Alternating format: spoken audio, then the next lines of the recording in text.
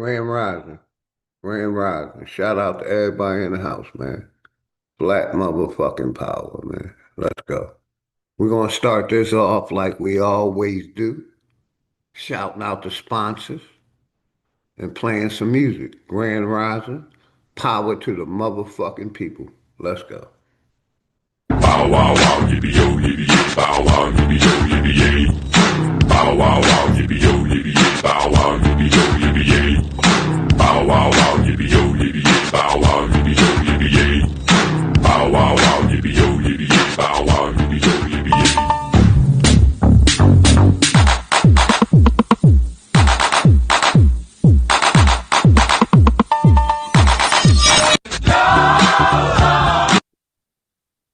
Shout out to Enemies Public for that intro, man. Grand Rising, Grand Rising.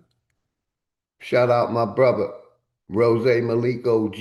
Much love and respect to you and the family, brother. Red Bear TV was good. Straight Smoke was good. My brother Wine Truth. Much love and respect to you and the family, man. Flat motherfucking power, man. Hopefully everybody good, man. Hopefully everybody having a good weekend, man. I just decided to tap in. I wasn't doing nothing. I didn't have nothing planned. So I said, let me tap in, man. We're going to start it off like we always do, playing some music, man. Hopefully everybody having a good weekend, a good start to their weekend. I am going to put the link in the chat in case anybody want to come up. It's an open topic. An open topic, man. We could talk about whatever, man. And anybody welcome to hit the link. You could talk about whatever. You could talk about your toe hurt. You could talk about Charlie Kirkland. You could talk about the whatever, the government, your life. Hopefully everybody having a grand one, man. Grand rising, power to the motherfucking people, flat motherfucking power to the people. Shout out all my Aborigines. My sister Sharice the realest. Much love and respect to you and the family, Sharice. Hopefully you and the family good over there, sis. You already know what it is. Always love and respect to all of y'all, man. Let's go. I will put the link in the chat also. When the blind leads the blind.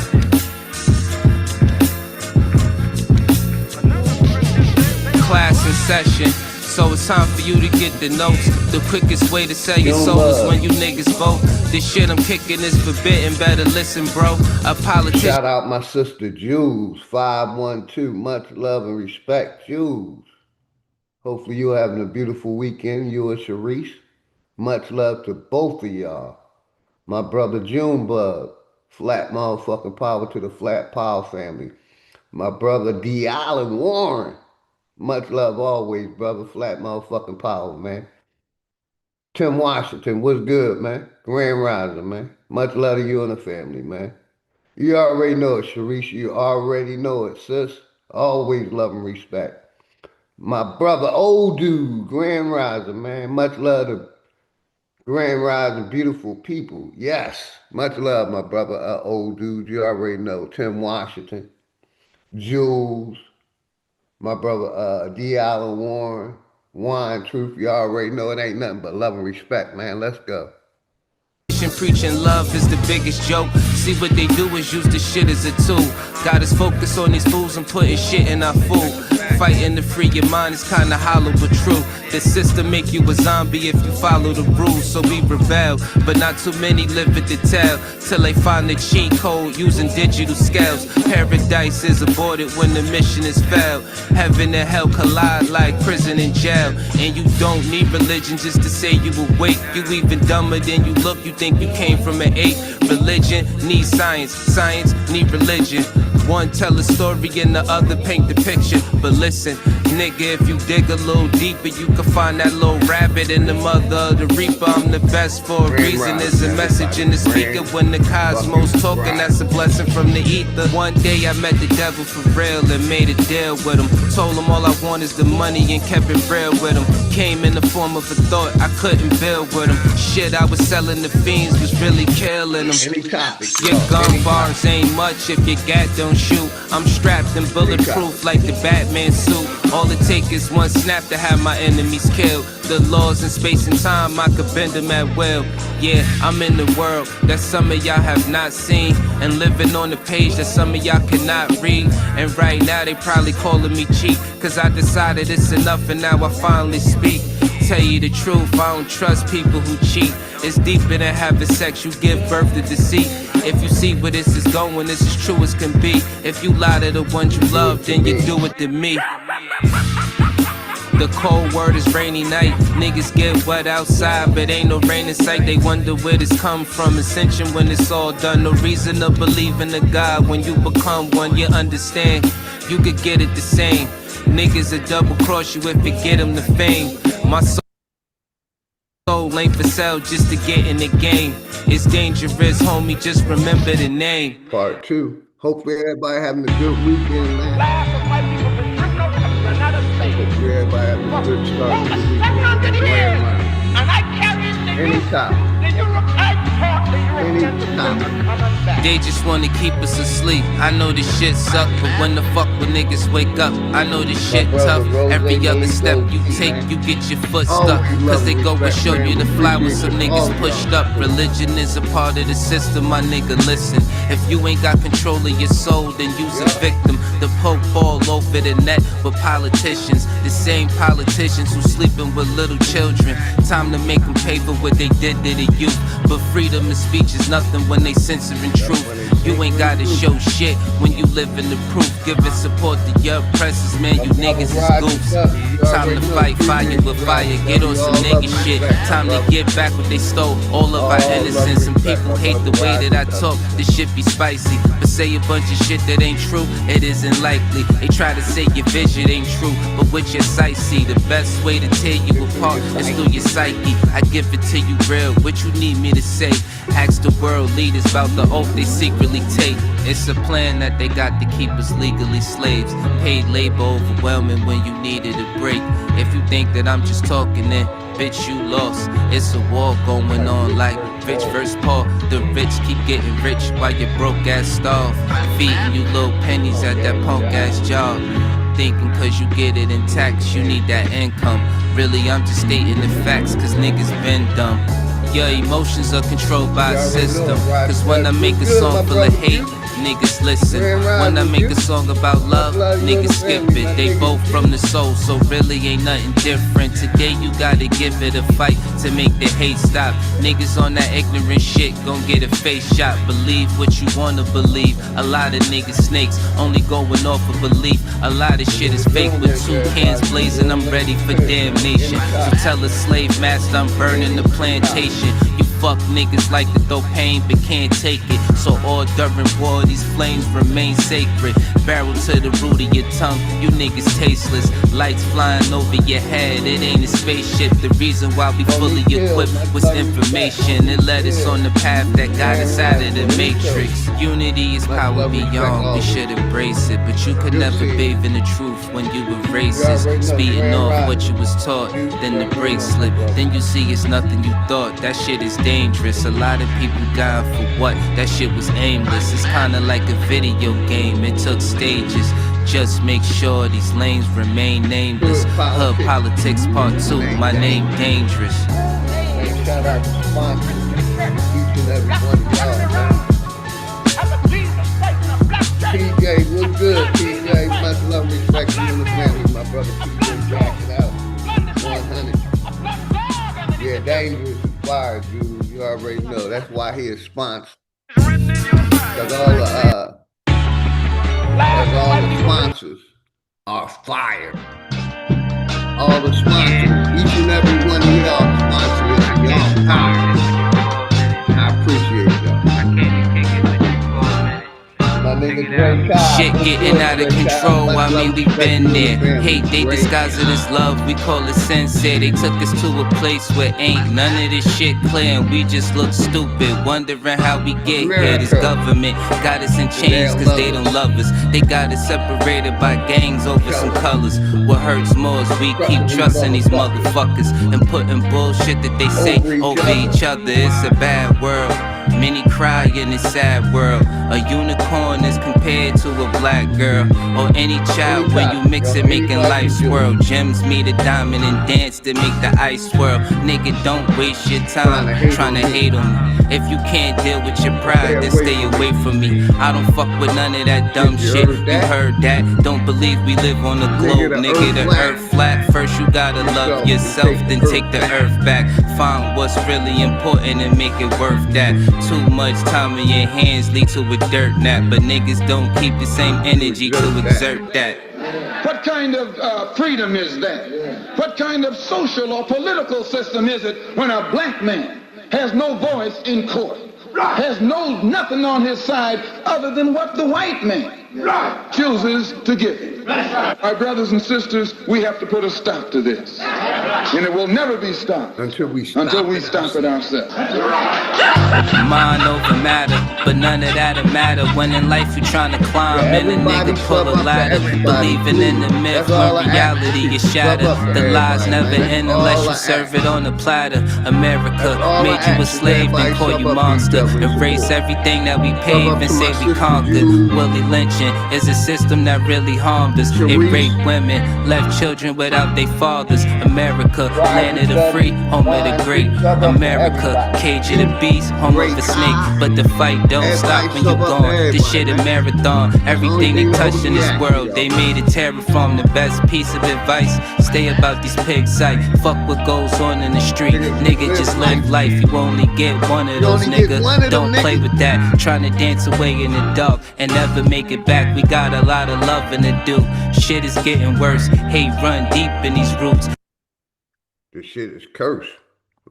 It's like this shit is cursed. Murder everything you can name. The world gone berserk. Pedophilia real as fuck. It's even in the church. Music we've been flaming it. No, it ain't no game with it. Just know I put my soul on the beat when you banging it. This is for the shit that I see and won't play with it. Hood Politics Part 3. My name Dangerous. They attack the victim, and then the criminal who attacked the victim accuses the victim of attacking him. This is American justice. This is American democracy. And those of you who are familiar with it know that in America, democracy is hypocrisy. Now, if I'm wrong, put me in jail. But if you can't prove that a democracy is not hypocrisy, then don't put your hands on me. We going over here to my nigga Juice. William Best, man. Like there we go. Black man.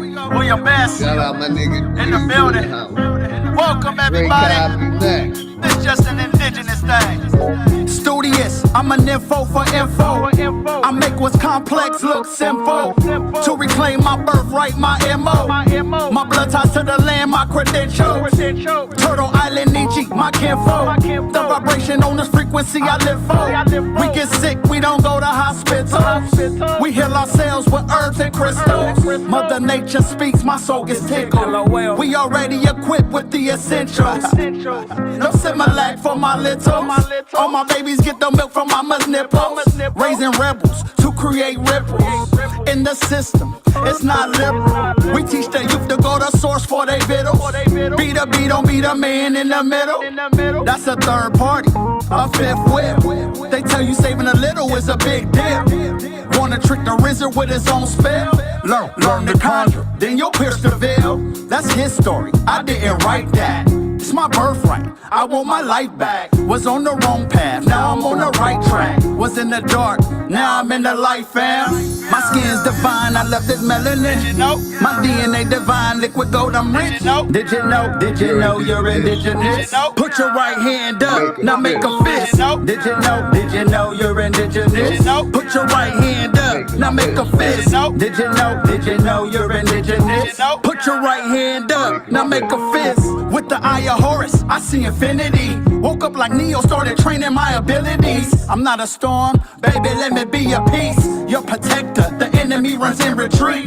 Shout out to Sophia, born to be a steward. Bobby Hemmett and Malachi Z. York. Rod Hayes, Mama Rubber, Interstellar. Dane Calloway, Billy Carson, Young Elder. With my light codes, I'm in fight mode. For the next generation, we gon' right wrong. Get off the merry-go, don't repeat the cycle. You in the forgot to cut your lights on. With the lights on like Tupac, all eyes on. The usurper, trying to take my throne. I urge karma to drown you in a typhoon. An open book, you see what page I'm on.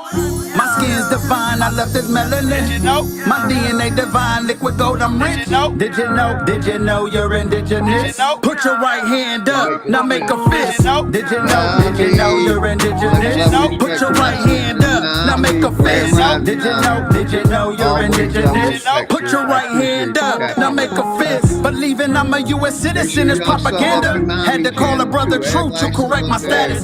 We own churches, not LLCs, they can't tax us. The government and central banking, it's all collapsing. Instead of chasing bread, we run on the bank. They'll become insolvent, we bankrupt the bank. Consumers exercising power makes them afraid. The GOV works for us, we the people, man. The Iroquois Constitution is supreme law. First Babylon, now it's England and Rome's turn to fall.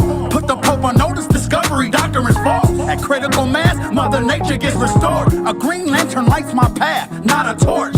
At the fork in the road, you gotta choose a course. Light codes or dark secrets, what do you endorse? Me? I make you Darth Vader's feel the force. Yeah, I pray this resonates with your spirit. This is meant for everyone, not just the esoteric. Atomize it, dissect the message in my lyrics. I'm a god, how could I not love my appearance? My skin's divine, I love this melanin. Did you know? My DNA divine, liquid gold, I'm rich. Did you know? Did you know? Did you know you're indigenous? Did you know? Put your right hand up, now make a fist. Did you know? Did you know? Did you know you're indigenous? Did you know? Put your right hand up, now make a fist. Did you know? Did you know you're indigenous? Did you know? Put your right hand up, now make a fist.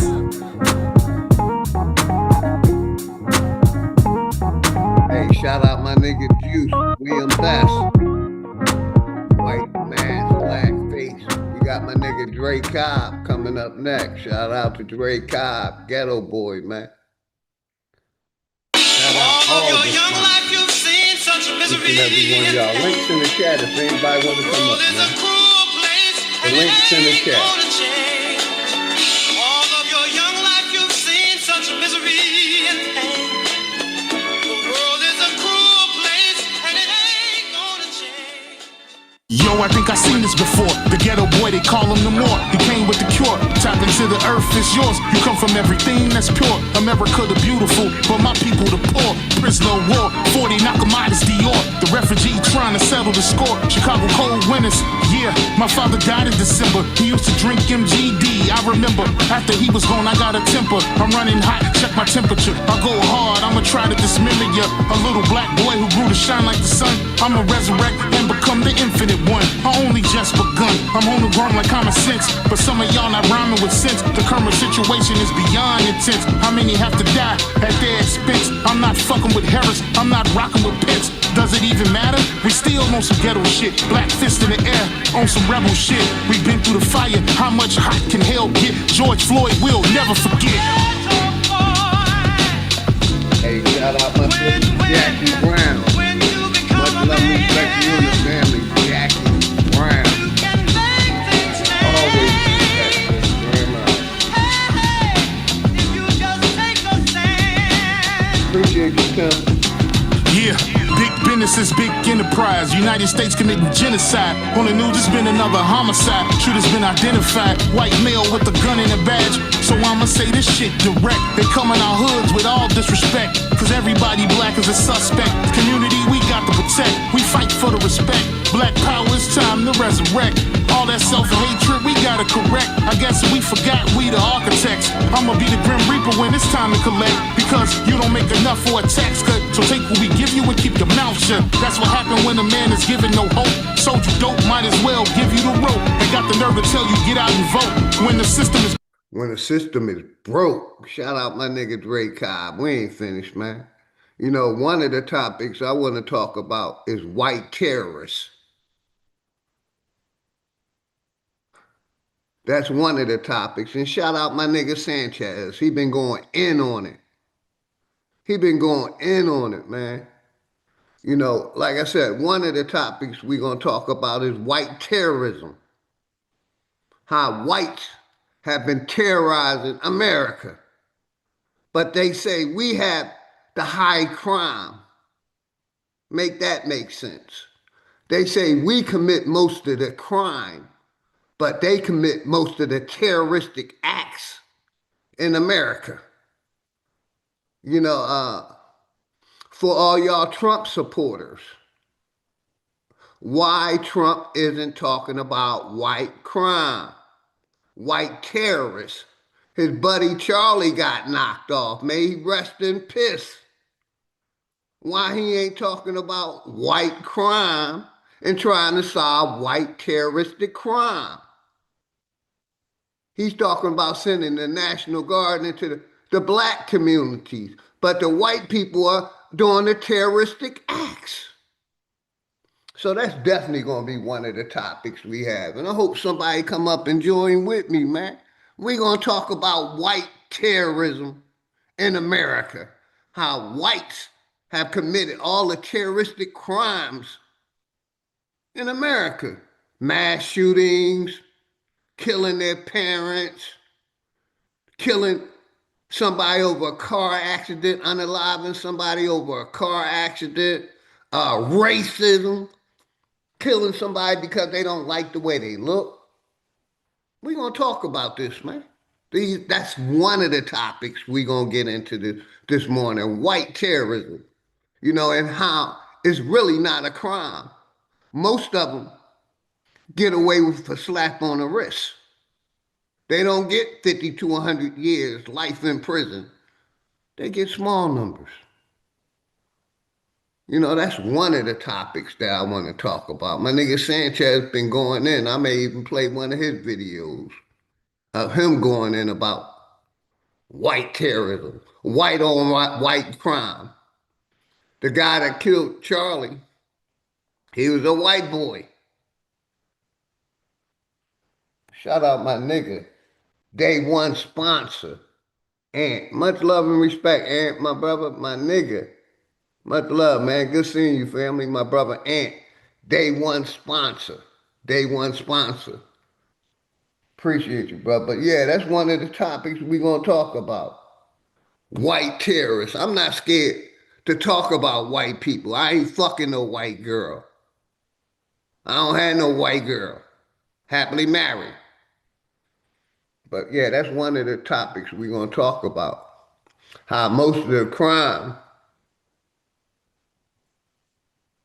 in America is done by white people, but Trump is not calling out white crime. He's not calling out the terrorists that's terrorizing America. White people. That's one of the topics. Let's get back to the music, man. Anybody can hit the link. The link's pinned. Let's go. Flat motherfucking power to the Flat Power family, man.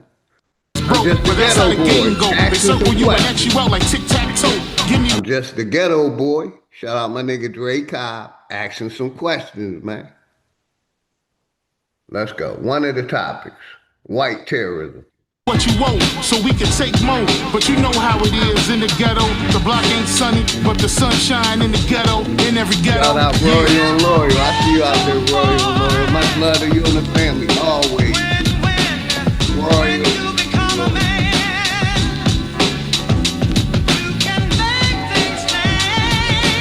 Did my nigga Juan come in? Shout out to Day One Sponsor. Juan, Flat Power guy, my brother. Much love, my nigga, my nigga. Juan, Flat Power guy, Flat motherfucking power. You talking about white terrorism today? That's one of them.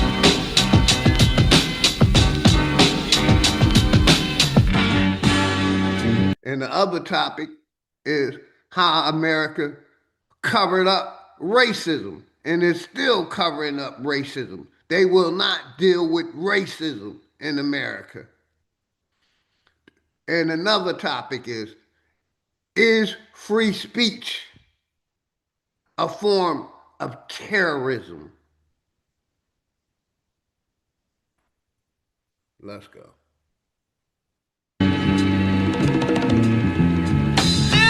We going back over here to my nigga Dre Cobb. Laugh now, cry later.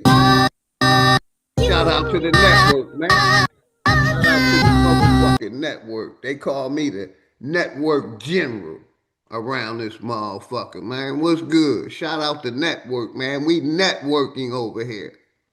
That's what this channel is about, networking, getting the information out to the people, reaching out to the people. Power to the motherfucking people. Let's go. Laugh now, cry later. Let's go.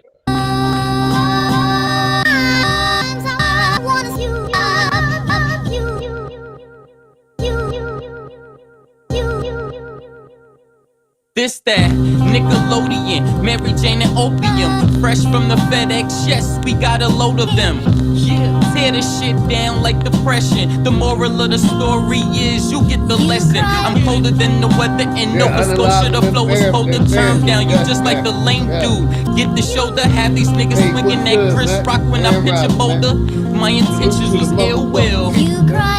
When I rap, get a pill feel. I can meditate and stay connected to the earth like a mill drill. They taught you to lie to your kids with Santa. I verse in the AI now, we got the answer. Don't kill yourself trying to be me with the tanner. My eagle love getting blown like a blammer. I'm biased to the low comprehension, cause people claim both to get a mention. And we don't wanna hear that. Keep that over there. Gotta do better. Day one's fine. That's if you knew better. But I don't wanna bore y'all with the talk. Back to regular schedule showgramming, executive sessions. Welcome to the upper echelon of Megatrons. And it's dangerous. Laugh now, cry later. Can that fly shit you talk manifest when you falling from a skyscraper? A headshot could be a mind changer. I'm just a nigga that could hustle the hustle, getting my side paper. You know it's over when the nine sprayer. Oh, we robbing everything that you got. We operate as personality, just like your chain. It got faker, but the bullets like the ice in your drink. They shot chasers, too much talking. You going in places these cops take us. Prison is a mental design for time chambers. Procrastination is a disease for time takers. When it's war, they could never be law for line makers. Suck ahead, be stupid and cross and die. Player got the full fifth, waving you down like hi hater. When your soul leave earth, you could let the sky take it, cause you thought shit was sweet. Laugh now, cry later. Man, y'all know what it is, man. It's getting scary for you niggas out here, man. Know y'all feeling the pressure. This network shit, this shit real, man. Ain't nothing but real shit over here. Shout out the network. Chris Cyphers just gave y'all the dog shot. Network, Jim. Dangerous just put you niggas in the body bag. And now I'm about to bury you niggas, man. Yo, I'm back riding again. Dangerous and Cyphers, we gon' have to body him then. Yeah, these niggas done. We gon' have your whole crew on the run. This ain't a game. You niggas. Shout out my nigga Smoke Signals. Power to the motherfucking people, man. Let's go. Come and catch this flame. We ain't built the same. You niggas just like the cap of fame. The 40'll make your soul glow. Silencer on the end of the barrel, where the smoke blow. I need a heat check. Lily from the logo. Smoke is out. You can smell my mojo. Fucking with Drake Cobbs, that's a no-no. This that big three. Boss Brown and D-Wade. Looking to let the heat spray. We pull up to your block like it's D-Day. We ain't playing, nigga, this ain't EA. We like wolves when the niggas see prey, and move like Neo when the niggas see strays. I Tyreek kill the competition, chuck the deuces, nigga, on the replay. Power to the people. I chuck the deuces on the replay. Leave your religion at the motherfucking door. Leave your emotions at the motherfucking door. Leave your belief system at the motherfucking door. Laugh now, cry later. Let's go. But y'all know what it is, man. Y'all definitely know Chris what it is. Cyphers, Dangerous, Drake Cobbs, man. This network shit ain't nothing but real shit over here, man. Nothing but real. You already know. Y'all knowing how we get down, Joe. Y'all already know how I get at. Network, nigga. Network forever, nigga. Network forever, nigga. You heard my nigga Drake Cobb. You heard my nigga Dangerous. Network forever, man. I'm locked in this shit, man. I ain't going nowhere. I took a break. I'm back. I took a motherfucking break. Now I'm back, man. I'm back. And we're going to keep getting this message out to the people. We're going to keep networking. We're going to keep supporting each other over here, man. We're going to keep doing whatever it is to keep the people strong. Keep the people strong, man. Motherfuckers want to... I haven't played this in a while, man. I miss you, Mom. I miss you, Dad. Those are my creators. Those are my creators. And I argue all day long. You want that invisible entity in the sky that's not there to be your creator. My mother and father is my creators. And that's the only thing I know. My mother and fucking father. My creators. The ones who created me. Not no mythology, not no God, not no Jesus. My mother and father, man. And that's who I give thanks to. That's who I give praise to. That's who I give my respect to. My ancestors, my mother, my father, their mother and father, so on and so on. Motherfuckers want to believe this invisible source made everything when you came out of your mom's pussy. Make it make sense, man. That's who I give thanks and praise to. My mother and motherfucking father. My ancestors. And I stand 10 toes down on that. You can keep believing in your sky daddy or sky mommy. That ain't doing shit for the people. That ain't showing its infinite power to the universe. That isn't. I'm giving praise to my mother and father. Let's go. And their mother and father. And their mother and father. And their mother and father.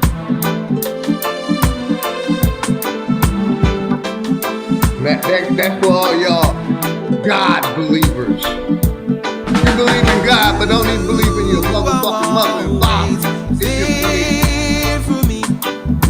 I thank you, Mom and Daddy, for loving me.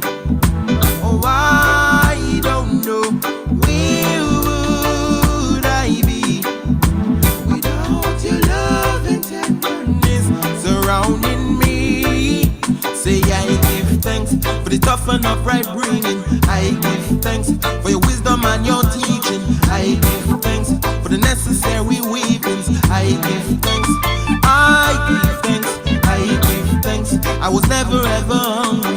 I give thanks. Mommy always full me belly. I give thanks. Daddy's bringing home the money. I give thanks. Daddy's taking care of family. I give thanks.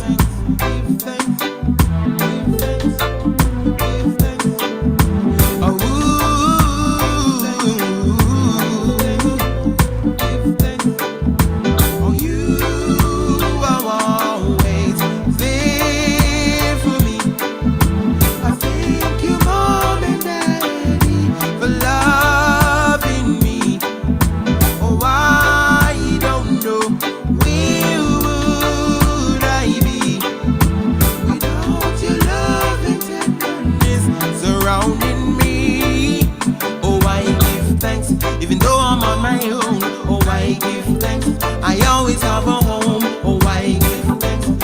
Someone to run to, I give thanks.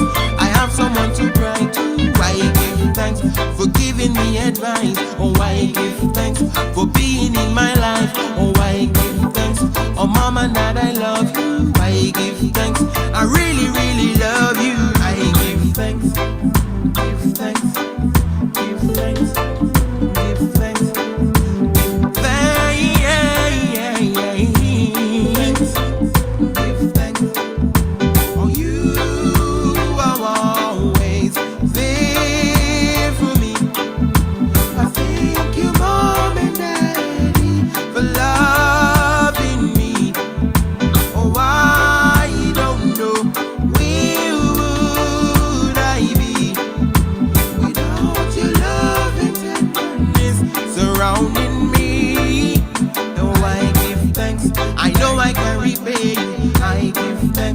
Surely I will try. I give thanks. I'm really truly grateful. I'll give thanks till the day I die. Mom and Dad, no you living easy, mom and dad. Put up your foot and live, mom and dad. I will make you proud because you are always there for me. I thank you, mom and daddy, for loving me. Oh, I don't know where would I be without your love and tenderness surrounding me. Oh, you are always there for me. Always there, mom and daddy. Always loving me. Always there. Always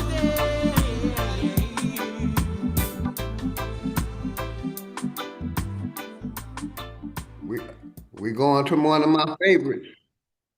We ain't about integrating over here. We're not about integrating. It was the worst thing that happened to us. Get her, man. Look. Ever since a youngin', I've been running, getting to the cake. Dog, you ain't 100, this 100. Let me demonstrate. If she ain't got brains, then I ain't tryna penetrate. And if you ain't a stand-up needy, you could get your dinner ate. I ain't buying all that real shit. Dog, you been a fake. Took on a dinner date. Now we on the interstate. Might be a rookie in the game, but I've been a great. And we about autonomy, dog. We ain't tryna integrate. Man, we ain't tryna integrate. Was broke back then, now the youngest seeing different cake. We don't go off feelings, we just make sure that the business straight. And if you ain't an intellect, then you can't get a penetrate. Local need you, now I'm getting love all in different states. Gotta need you, if you ain't got scars, then you can't relate. Preach the niggas, I'm just tryna make sure that my people straight. Woke nigga in a sleep world, tryna keep awake. Man, I'm just tryna keep awake. Bodies dropping in my city, damn Perry, keep awake. How another black man, y'all out, make it make sense. When the system got y'all niggas going through the same shit. Ever since a youngin', I've been running, getting to the. Like I said, this is, I stand 10 toes down on this, man. We ain't about integrating, man. Worst thing we could have done. Ever since a youngin', I've been running, getting to the cake. Dog, you ain't 100, this 100. Let me demonstrate. If she ain't got brains, then I ain't tryna penetrate. And if you ain't a stand-up needy, you could get your dinner ate. I ain't buying all that real shit. Dog, you been a fake. Took her on a dinner date. Now we on the interstate. Might be a rookie in the game, but I've been a great. And we about autonomy, dog. We ain't tryna integrate. Man, we ain't tryna integrate. Was broke back then, now the youngest seeing different cake. We don't go off feelings, we just make sure that the business straight. And if you ain't an intellect, then you can't get a penetrate. Local need you, now I'm getting love all in different states. Gotta need you, if you ain't got scars, then you can't relate. I've been saying that I'm for just a trying minute, to make bro. sure that my people straight. Woke nigga in the sleep world, trying to keep awake. Man, I'm just tryna keep awake. Bodies dropping in my city, damn Perry, keep awake. How another black man, y'all out, make it make sense. When the system got y'all niggas going through the same shit. Ever since a youngin', I've been running, getting to the cake. Dog, you ain't 100, this 100. Let me demonstrate. If she ain't got brains, then I ain't tryna penetrate. And if you ain't a stand-up needy, you could get your dinner ate. I ain't buying all that real shit. Hey, dog, you been a fake. I don't know who you talking about when you say the Lord. I don't deal with imaginary characters. When you say the Lord, I don't know who you're talking about. You're not talking about another human being or a person. So I don't know what you're talking about, Nate. I don't know who the Lord is. I don't know who that is. It's an imaginary character that don't exist to me. Let's go. Took her on a dinner date, now we on the interstate. Might be a rookie in the game, but I've been a great. And we about autonomy, dog. We ain't Nate, I tryna thought I integrate. asked you to leave your religion at the door. Relieve your belief system at the door, brother. Come on, man. We dealing with real life issues. Leave your belief system at the door, please. At your door. Don't bring it here. Let's go, man. Say you shoot, what's your resume? Let me see the proof. Drilling shit, where your gang at? Let me see your troops. Getting money, pull up stunting on them. Let me see your coup. Genocide, they pointing weapons at you. You don't even shoot. Real nigga, how you say you place. I do not deal with beliefs and mythology over here. So I don't know what the Lord said. You know, I'm a Lord. Shit. A landlord. That's a Lord. I'm a landlord. Shit. I'm the Lord.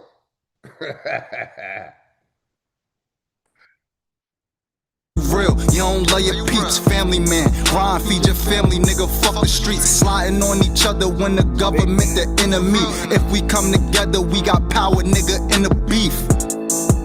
For real, nigga, in the beef. You ain't getting money, ain't no reason to be in the streets. Striving to be legends, we ain't trying to be a memory. And now you ain't my nigga, you my Niji Aborigine. Every sense of you were stating something, and I stated something back.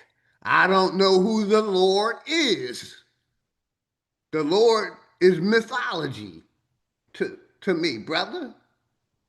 So I don't know who that person is. So how can it be against something and it's not real?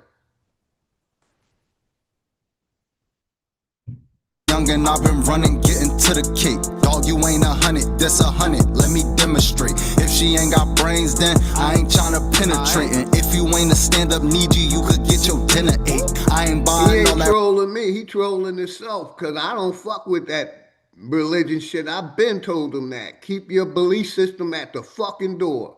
I could care less about your belief system. I'm not respecting your belief system. Fuck God, fuck the creator, fuck the law. They're mythology people to me, man. They ain't real people. It's not a real creator. Like I said, my mother and father is my creator. That's who created me. That's the fact I know. I don't know nothing about this invisible entity you call God or Lord or Jesus.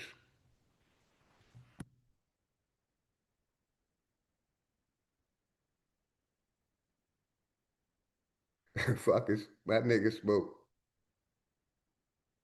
Don't melt down, bruh. I'm putting one in the air, chilling, man, having a good stream, and you want to bring the Lord in it, man. We talking about the white people today, man.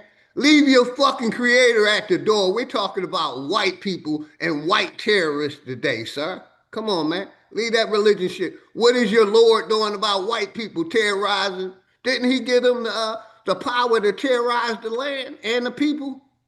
Your Lord?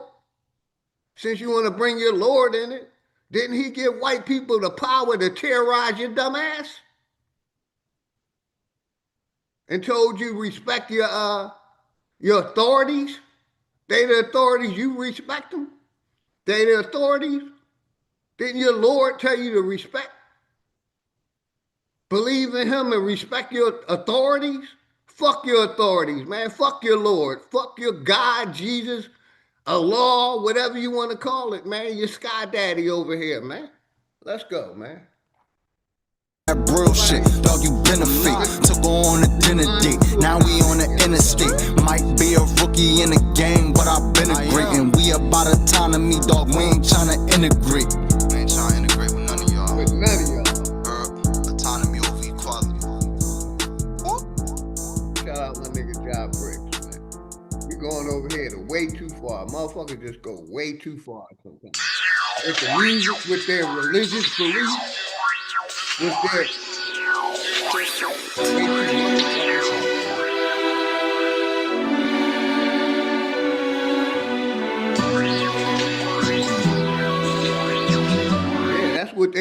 that's what they taught you. That you're the problem.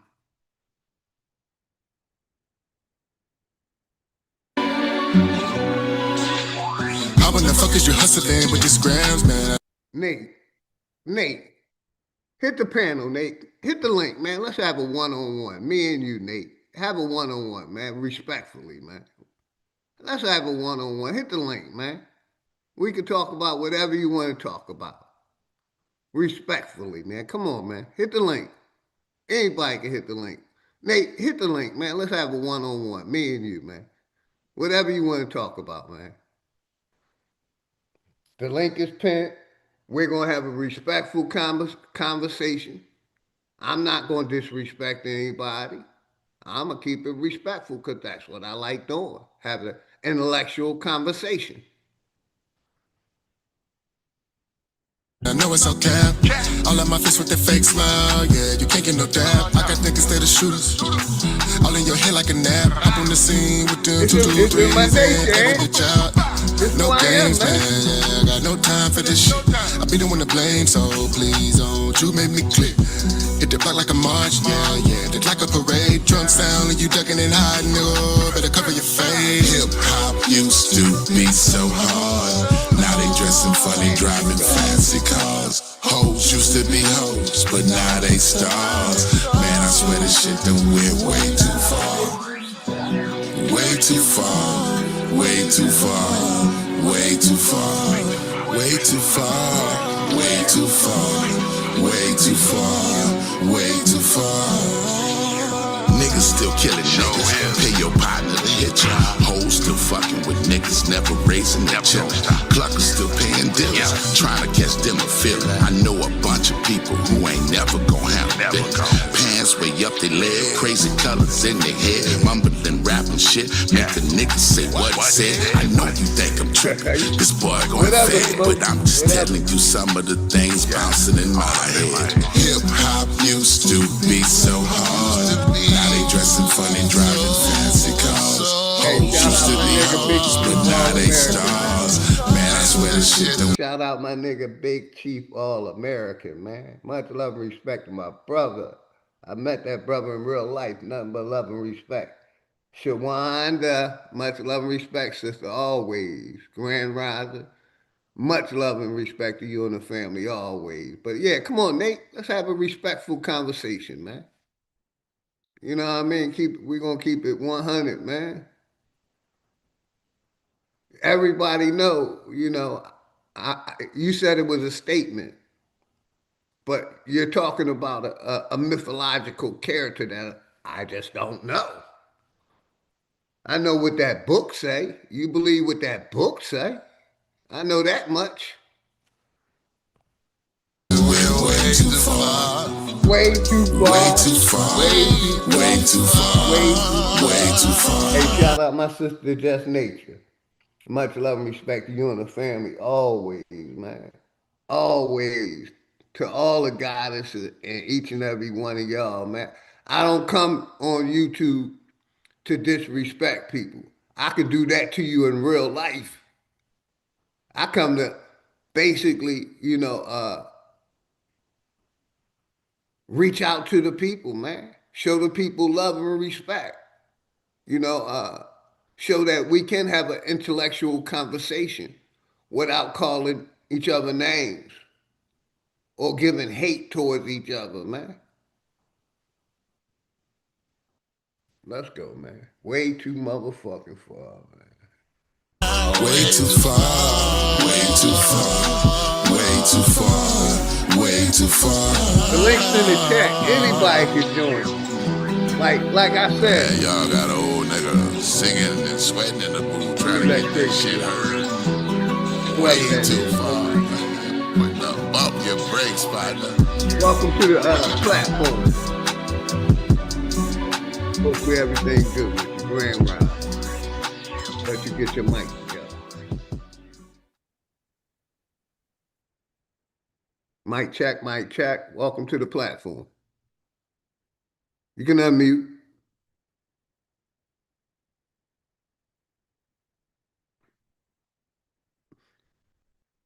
But you trying to porn bomb me, man?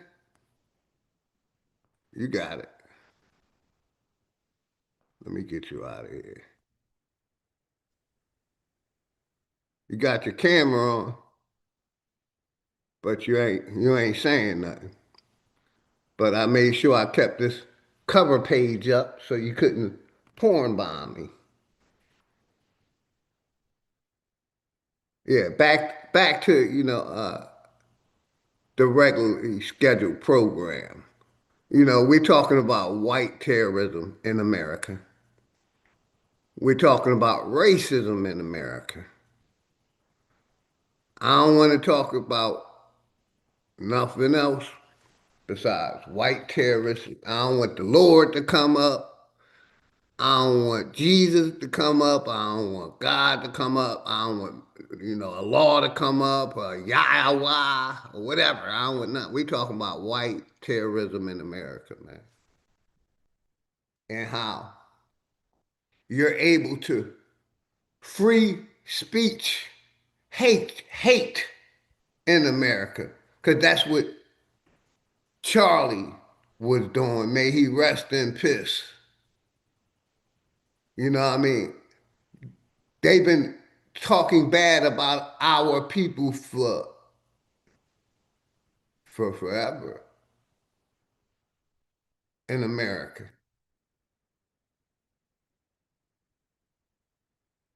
Charlie was, matter of fact, we gonna bring up some of his conversations that he had.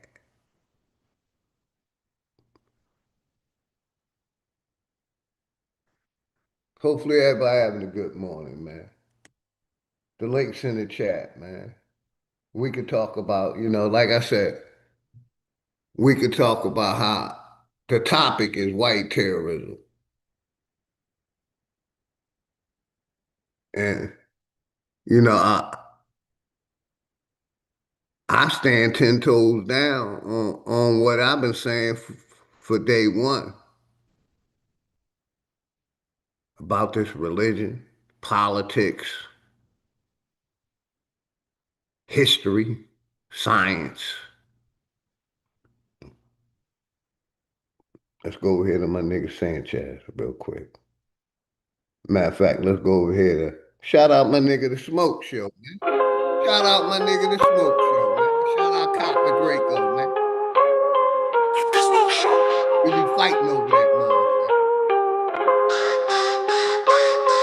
This the Smoke Show, cloak low, ghost in the dojo. Cop the Draco, blowing smoke like it's cocoa. Slow-mo, brute words be tripping, but it's slipping with a neat twist. Read glyphs, the seed myths ain't fiction, just bleed scripts. Feathers like Sister Bethy, steady with the blessing. Nate, hit the link, young man. Let's have a conversation, cause man, you kind of had one in the chat. You pushing that mythology hard, man. You standing 10 toes down on that belief shit when we done chopped that head off already. The only way to kill a snake is to chop his head off.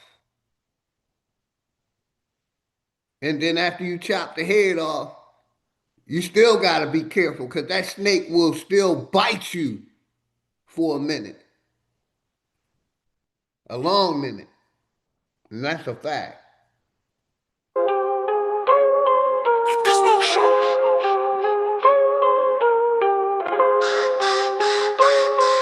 This the Smoke Show, cloak low, ghost in the dojo. Cop a Draco, blowing smoke like it's cocoa. Slow-mo, brute words be tripping, but it's slipping with a neat twist. Read glyphs, the seed myths ain't fiction, just bleed scripts. Feathers like Sister Bethy, steady with the blessed wand. Coach taught chess moves, never play the next pawn.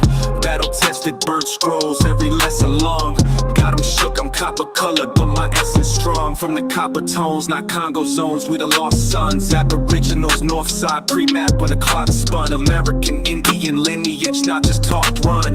Before they rewrote the books with them fraud tongues. Reclassified, boxed in, forced in them chain lists. Took our names, gave us black, but we ain't from the slave ships. We the flame in the frame, ain't playing the game glitch. Pan Africans packed out quick for that fake pitch. Copper Draco flashing like I'm back in the wild field. Soul still match the land, can't. Oh, come back up, Nate. You basically turned on your camera and not your mic, and I thought you were trying to porn bomb me. Come back up. Oh, I kicked you out. Oh, shit. I thought you was porn bombing me, man. My bad. You unmuted your camera. I even said it. You undid your camera. I thought you were trying to porn bomb me, man. You undid your camera and not your mic. So we'll set it up another time. My bad. I was trying to let you speak. You undid your camera. But yeah, I'll say you can come up next time I go live and we'll have this conversation. Respectfully. Please, brother. Let's keep it on the information, man. But yeah, respectful conversation. My bad. I thought you was trying to porn bomb me, man. But yeah, let's get back to the music, man. I'll catch you next time, Nate. We're going to have a respectful conversation, man. My bad. Because you can't come back up for 24 hours. Yeah, I ain't banned you or nothing. I just kicked you out. My bad. Fake with the tri-fill, smoke signal in the sky. That's the code when the vibe real. Truth blow holes in they script like a mind drill. It's that smoke show where the spirits don't choke slow. Talk slick, get your whole myth flipped by broke bow. Identity thieves trying to keep us in that low glow. But we rise like eagles out the ashes from a no-go. What's crazy, man? I started over. I start the show over. If I started over, you can come back. But now, all I seen, I asked you to speak. I looked at the camera was on. Your camera was on, but your mic wasn't muted. So I thought you was porn bombing me. What's crazy about that, man? Everybody getting porn bombed. I was trying to prevent it. I kept the thing up. I kept the screen up so you couldn't. So my bad, man. We can do it another time. You didn't have your name up there. The name was Tracy somebody. I didn't see Nate. I seen Tracy. It was Tracy somebody.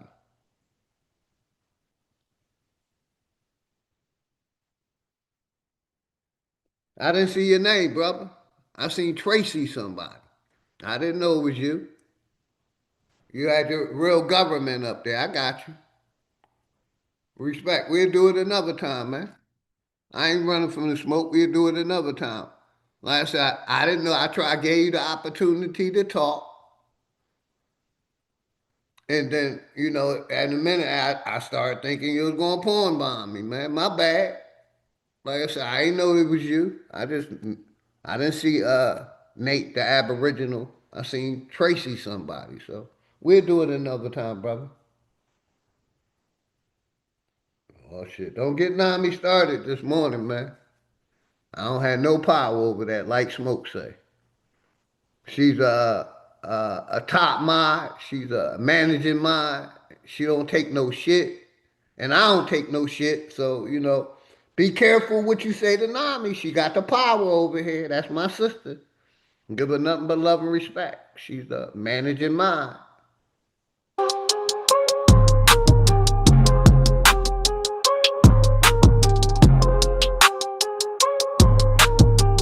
Charles Johnson.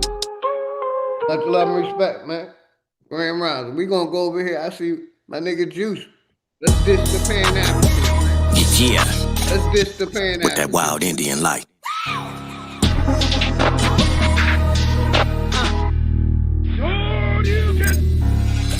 Oh shit, another panicking. I see you panicking. Eye in the scope. We'll do it next time, Nate. I got you, bro. One shot all drop, no respect, dancing. Man. KY jelly, YK smelly. Getting slumped up on the panel on the daily. With that slave folk talk, nigga keep that shit. We done come across the seas on those slave folk sitch. In the gas chamber sitting for weeks and shit. Nigga, make it make sense. Logic is all I need when dealing with these pan-goofies. No love. But also, come get these busters and take them back to the slave boat. Stay afloat with that Nietzsche light. Break them down on sight. Shabum and act, this is for you pan-goofs too. Coming around here trying to tell us who we is, but these niggas don't know who the fuck they is. Goofies, acting like some groupies. All in the nuts, beat them down with the truth. Send them home packing, that's what it do. I'm the flame, the furnace, the forge of the fire.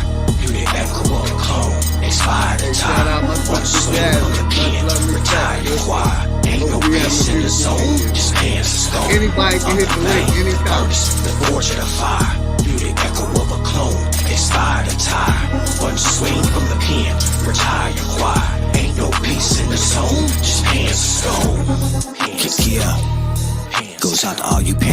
And then another topic is why the media ain't talking about this white on white crime. Charlie was it was an assassination.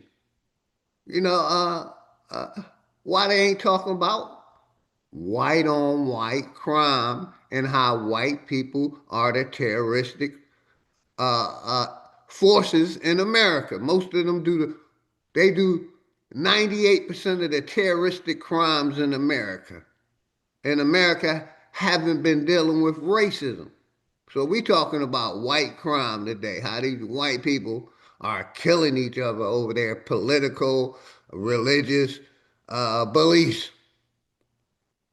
and how Trump is bringing the National Guard in our community, but he's not dealing with white on white crime. It's still a crime. So that's one of the topics, man. Anybody can join, man. Whatever y'all want to talk about. Much love and respect, Jasmine. You already know, sister. Coming up over on the panel, getting slumped up and shit. Getting scuffed up and shit, roughed up. Haha, that's how it is, though. When you fuck up with the Aboriginals. Yeah. Tanchan. Say what? And that song.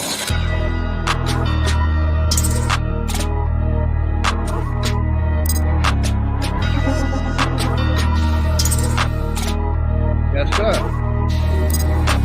And Nate, my apologies, brother. I'm definitely going to put the link out. We can have that conversation next stream. Like I said, my apologies, Nate. I thought I didn't know that was you that came up. I thought it was just somebody in random. So apologies, brother. But let's go. Yeah. With that wild Indian light. Charlie, what's good, my brother Charlie? Much love and respect. Black motherfucking power, man. Oh shit, another panicking. You and the family, black motherfucking power. I see you panicking. I in the scope, mannequin. One shot drop, no dancing. KY jelly, YK smelly. Getting slumped up on the panel on the daily. With that slave folk talk, nigga keep that shit. We didn't come across the seas on those slave folk sitch. In the gas chamber sitting for weeks and shit.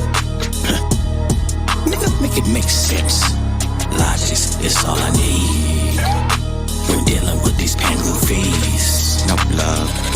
But they also come get these busters and take them back to the slave boat. Stay afloat with that Nietzsche light. Break them down on sight. Shabum and act, this is for you pangoofs too. Coming around here trying to tell us who he is, but these niggas don't know who the fuck they is. Goofies, acting like some groupies. All in the nuts, beat them down with the truth. Send them home packing, that's what it do.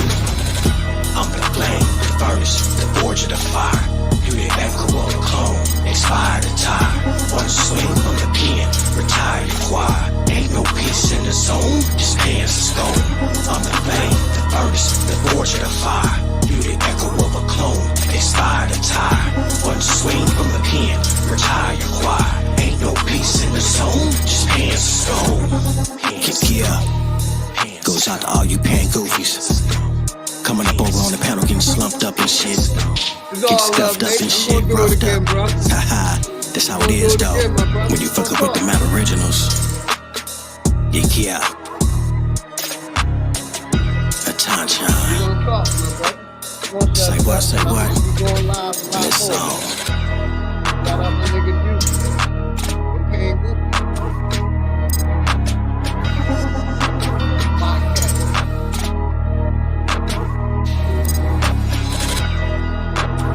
And that's something else I want to talk about.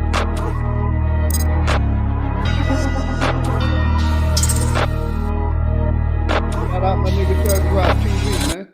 And that's something else I want to talk about. I want to talk about that COVID-19. I saved a video about it. You know, they're talking about it in Congress.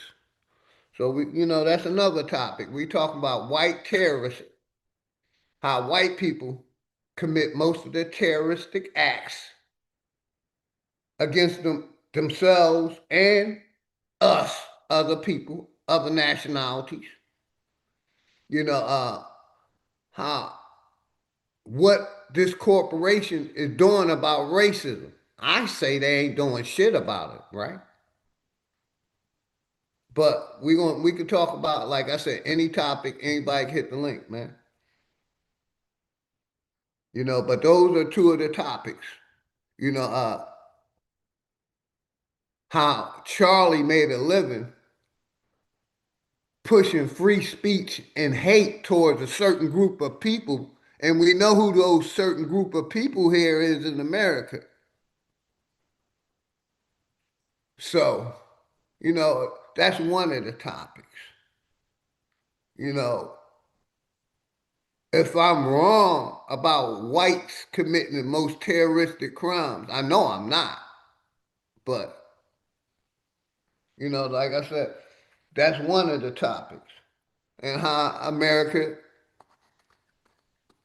pushed racism aside. They claim they're trying to deal with racism, but all they did is covering it up because they're still doing the crimes against us today. When they reclassified us, when they hit us with the pandemic, when they redlined us, when they basically, you know, changed who we are and out of our original status. And that's another topic. We got people that's selling us out. How do we deal with those sellout people, man? You know, you got people that's loyal to this corporation. They take oaths. They're loyal to the corporation. They're not for the people. Anybody that's under an oath, they're not for the people. They're for the corporation. They're for their business that they're running.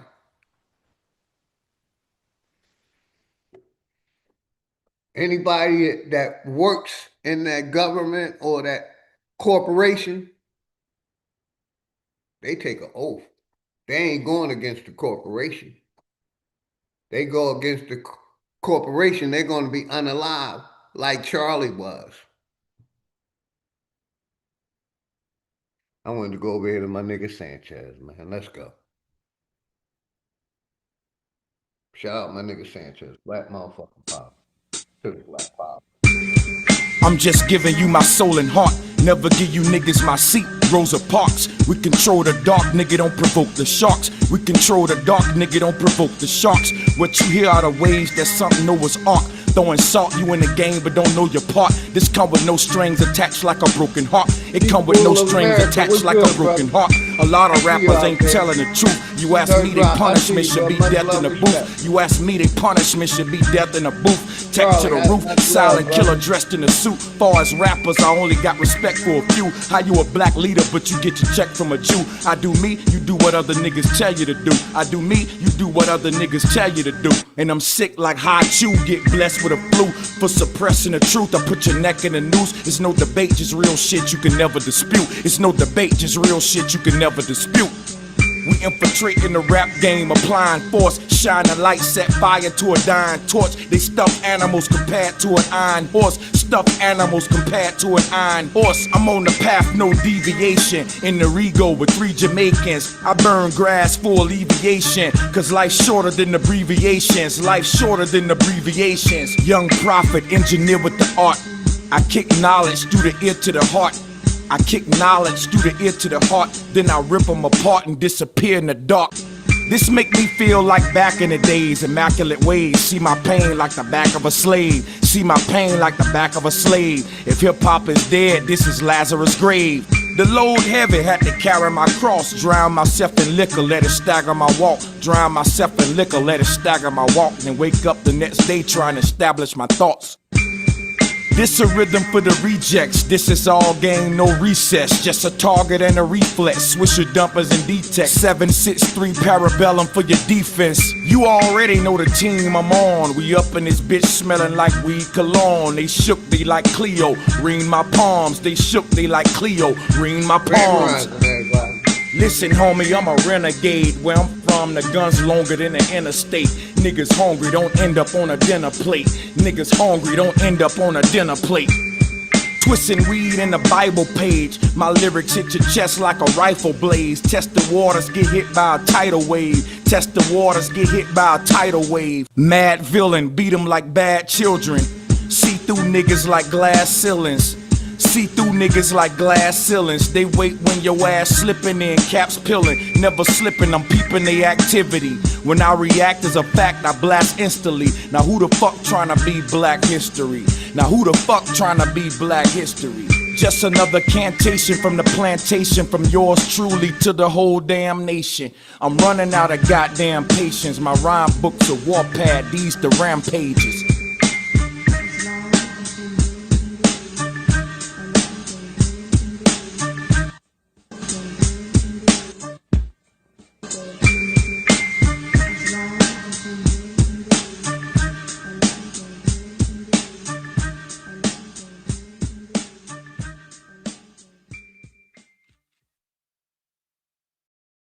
Yeah, it's kind of like the sun coming over a dark cloud and shining on you with its warm rays. Yeah, links in the chat, any topic, man. Anybody can come up, man.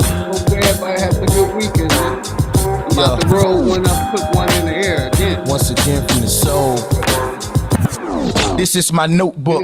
Let me rip you a page that'll make you sit back and witness the plague. Got kids pitching grenades, missing the days. Guess you can't be a star sitting in the shade. And at times, life will make you sicker than AIDS. Twisting the haze, laid out wishing you prayed. Working hard, no difference is made. In a world that'll kill you and spit in your grave. The best thing a parent can say to a child, success has no restriction for age. Or we might be another nigga twisting some braids in the penitentiary, spending some days. Bad choices, plus you know how niggas persuade. Them snakes got venomous ways. And the worst thing to a man is feeling betrayed. Head above water, still get hit with a wave. Still think of my queen, get hit with a daze. Still treat us no different than slaves. This world will take hearts and fill them with rage. Water seeds with hate and make them sit in a cage. Hope everybody have a good weekend, On some bullshit. I appreciate all of y'all for tapping in, man. Any topic. World on some bullshit. We talking about white terrorism. Right now. Nothing new under the sun. Shit ain't no different today. You know I can give up what your ministers say. I won't forget the past to remember the faith. As society takes souls and send them astray, then it's the hate you got trapped deep in your heart. So in these times I fall back deep in the arts, hidden colors. Got a nigga seeking the ark, sipping tea, watching devils pull people apart. I remember an old saying, reap what you sow. On your journey, stay humble and teach what you know. And this flow ain't the shit you see at the store. It's more like the damn killer that you greet at the door. Third eye be the seed of your soul.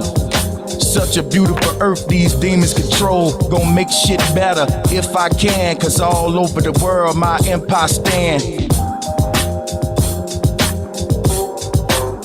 On some bullshit. World on some bullshit. You already know it, Jackie, bro. On some bullshit. You already know. Much love, respect. Appreciate your support. World on some bullshit. Yes, yeah. Much love. Anybody can join the link. On some bullshit. Any topic.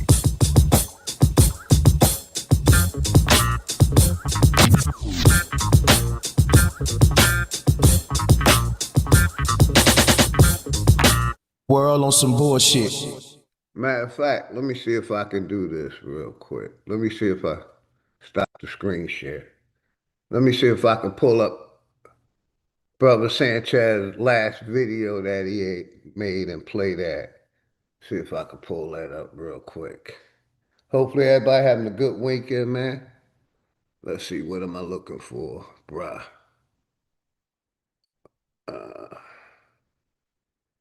I forget what channel it was on. See if it was on Bruh Sanchez TV.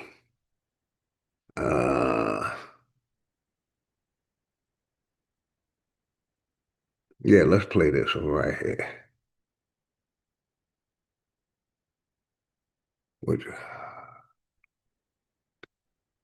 Here we go. Here we go. With the hat on. Wait, he like touches his.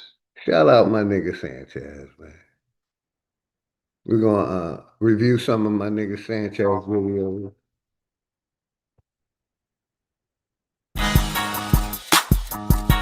Shout out Flat Motherfucking Power. Shout out my nigga Sanchez. Great Smoke, what's good, man?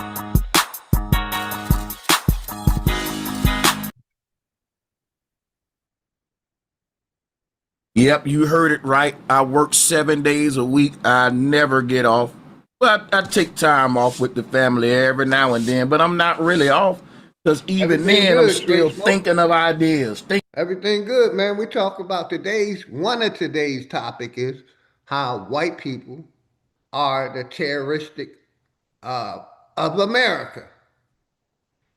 How Trump is talking about bringing the National Guard into these different cities, but he's not dealing with white terroristic crimes. They're still talking about black crimes when white people commit 99% of the terroristic crimes in America. So we're talking about white terrorism and that, white violence.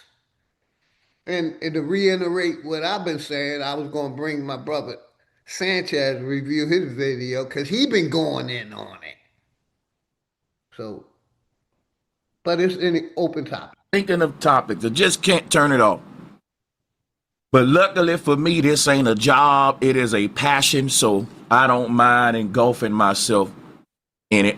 Yes, I will be camming up in just a minute. We will be camming up. In the meantime, we will be checking out some of this footage. We're gonna stay updated on Charlie Kirk's situation as far as the shooter. Charlie, you already know it, my brother. Flat motherfucking power is always love and respect over here to you and the family, man. To each and every one of y'all, man. I appreciate all of y'all support. Go. Because what we're finding out now is that we do have video footage of the shooter fleeing the scene. Yes. Now, before we play this footage, and again, I will be camming up shortly. I'm still kind of, you don't want to hear it. I'm still putting my morning lotion on, man. You know us Negroes be ashy. You know us Negroes be dusty and ashy.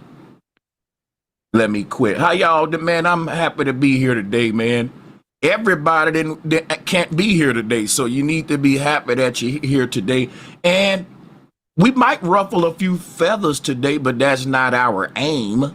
But people enjoy this, and we're gonna come back. We got some stuff to unpack. Ooh, there's a lot to unpack, America. Listen, I'm gonna blow your mind with all of these truth bombs today.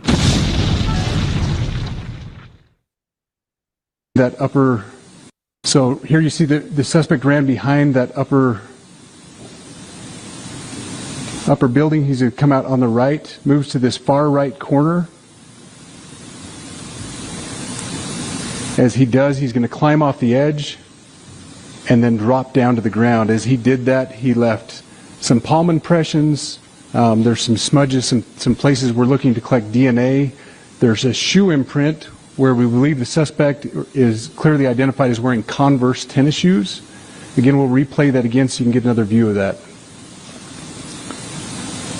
It's important to note his black t-shirt, his black pants, and there appears to be some white on the soles of those Converse tennis shoes. Those are all identifiable items that we're looking for.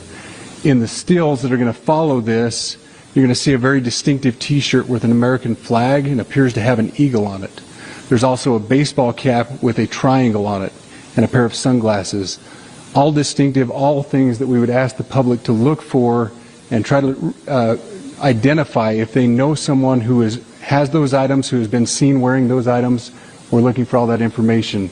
Here you see the suspect after dropping off the building. He moved around across this grassy area, around the parking lot. We're going to pan to the right.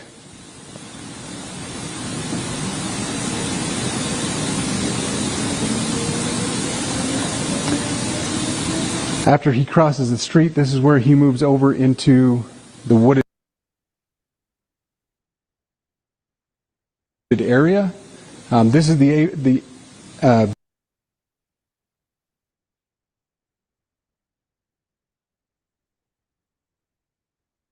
City bomber, Dylan Roof. See, you sending the national. Let me go back a little bit. My bad. stills. That nigga about to go in, man. So here's the still photographs. I mentioned these have been enhanced. So these are slightly different than what we introduced earlier. Please pay close attention to the T-shirt. Like I said, very distinctive with that American flag and that eagle. The hat with the triangle and the sunglasses. If you'll go to the next picture, please. The backpack as well. All identifying features that we're hoping the public can help us identify and lead us to this suspect. So the reason I'm playing this video, and I'm going to continue to let you guys finish this real quick, this is important. I want y'all to see what led up to them identifying the shooter. So pay attention. I think there's only like 20 seconds left. Next picture. And again, there's a better picture of the hat with that triangle logo, and again, the T-shirt. Don't y'all know that a white gentleman like this can walk up in the room and they're going to look at him like he is the epitome of great America? I got a lot to say about this suspect being identified. Let's pull him up. Let's pull up this sucker, this black dangerous gang member that killed Charlie Kirk.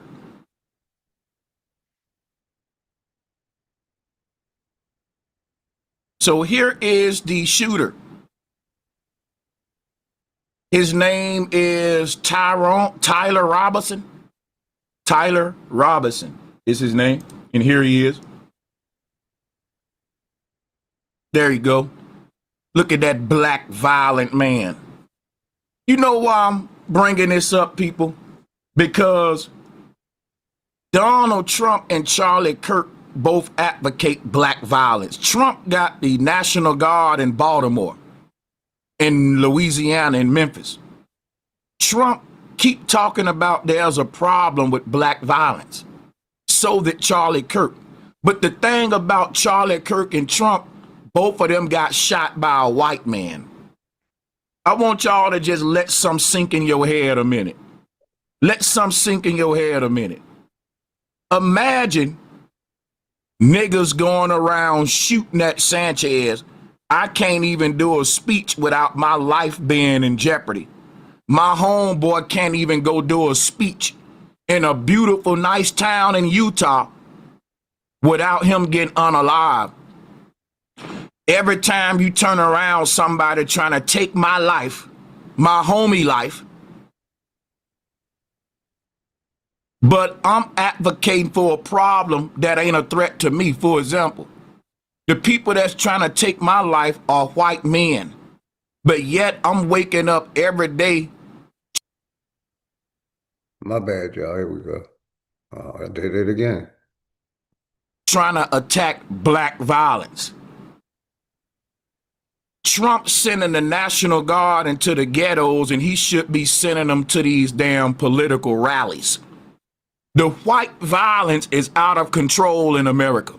I'm a black man, and I feel comfortable around these gang members. I'm going to say it again. I'm a black man. I feel very comfortable around gang members. Yeah, I feel comfortable around niggas. I'm going to say it even deeper. Around black people. I don't like being around those other nationalities. I'm comfortable around my people. But let's go, my nigga Sanchez. I'm not worried about a gang member harming me. You know why? Despite what the media say, right? That's just not a big threat to you. Talking about white violence. If you're walking through LA in some gang member's territory and they know they never saw you before, they gonna probably ask you what set you claim. And if you say, listen, man, I don't claim no gangs, I'm a good boy, I'm in school, all that, man, leave you alone. Unless you got some jury on now. You'll live. Don't nobody want no damn murder case for some civilian. I'm just telling you the way gangs work. If a gang member gonna go to jail for murder, they want it to be against an enemy, an op. Don't you know how embarrassing it is to go to jail for murder as a gang member? And they ask you, who did you kill? Oh man, you know, I shot my girlfriend grandmother. All the Crips up in there for killing a blood, and you up in there for killing a flat earther. You gets no props, but you don't even get a teardrop for that. The gang ain't gonna give you no teardrop for that. You gotta kill the enemy. Gang members ain't out there targeting innocent individuals, but guess who is doing it though? Motherfuckers like this. White boys in Columbine. The shooter that went up in the Las Vegas Athletic Club a month ago.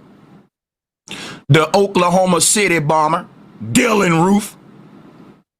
See, you sending the National Guard to the ghetto, but the truth is that the only time a nigga getting shot in the ghetto is if he's in the crossfire.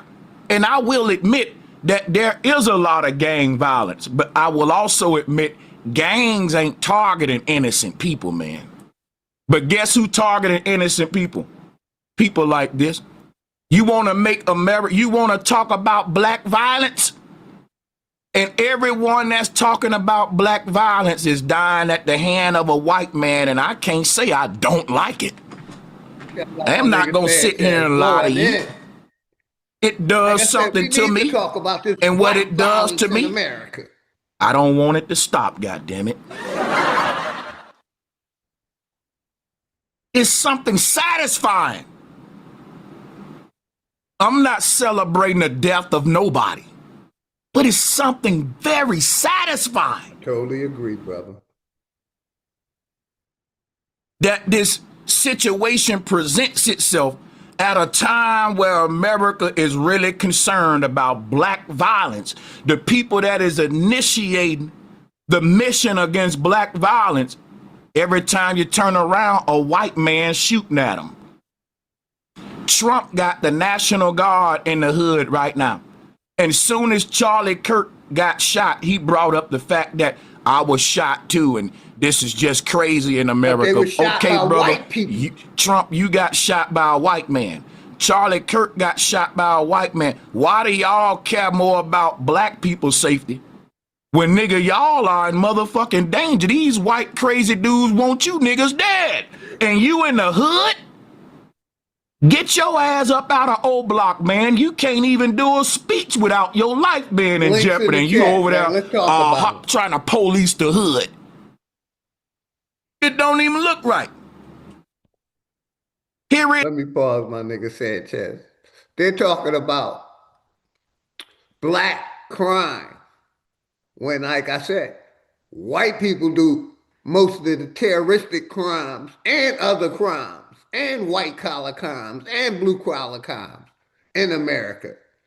But they're talking about cleaning up our community. What I see is the same thing I've been saying for years, that they're policing black communities more and not dealing with white-on-white crime.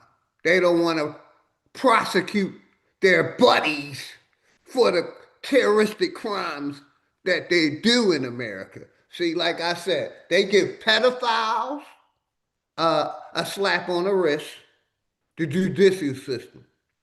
And they give racism a slap on the wrist. Why they give racism a slap on the wrist in the criminal justice system? Because they're still practicing it every day. That's a part of America's blood, sweat, and tears. Let's go.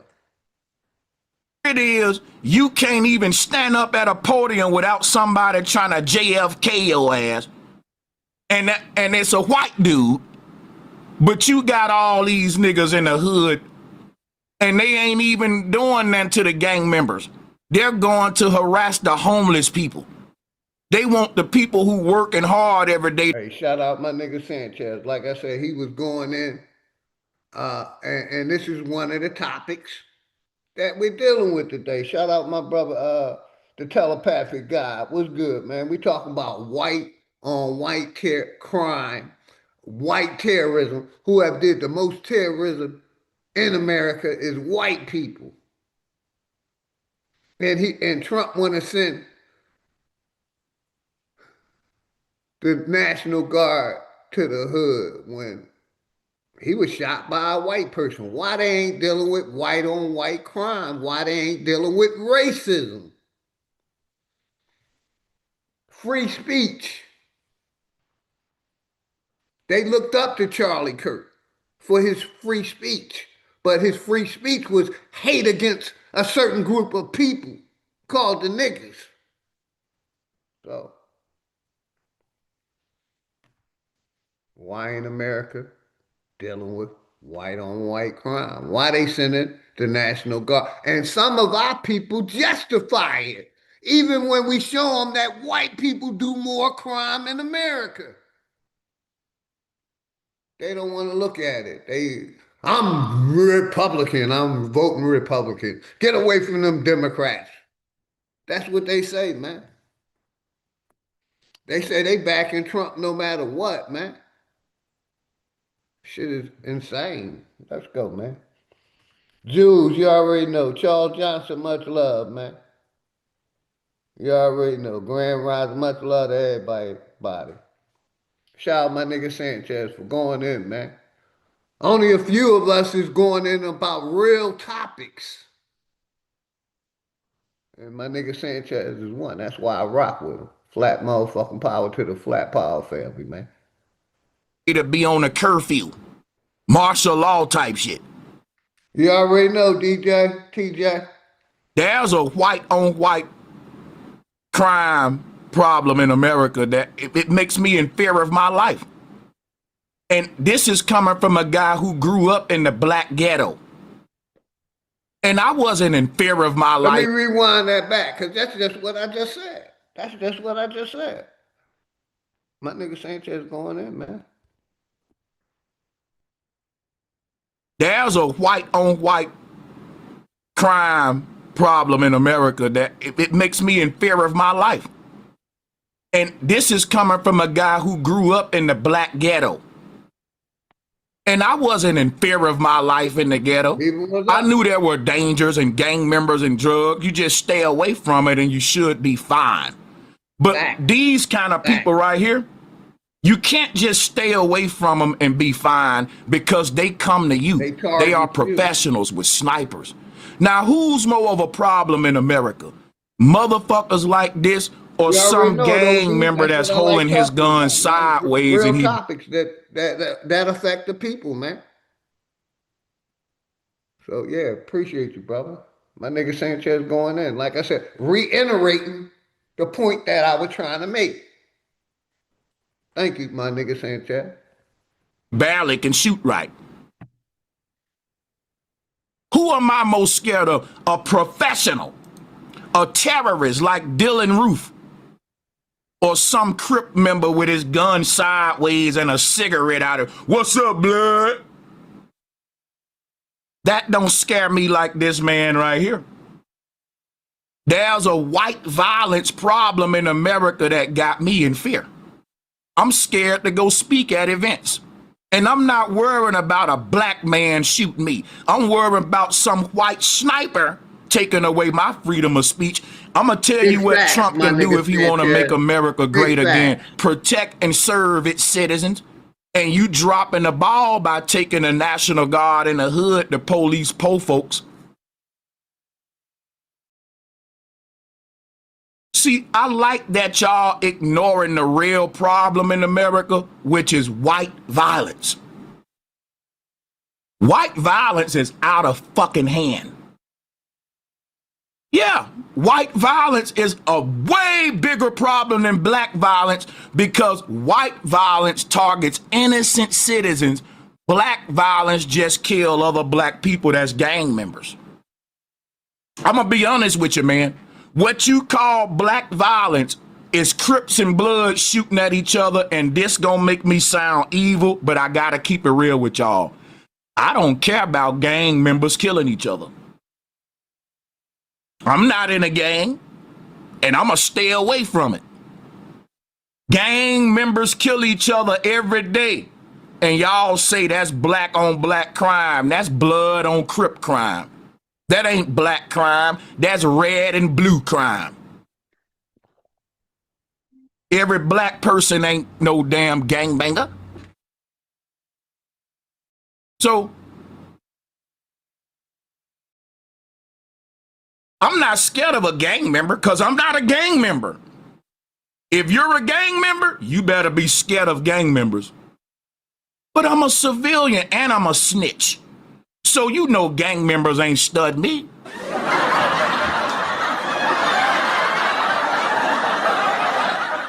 But guess who is stud me?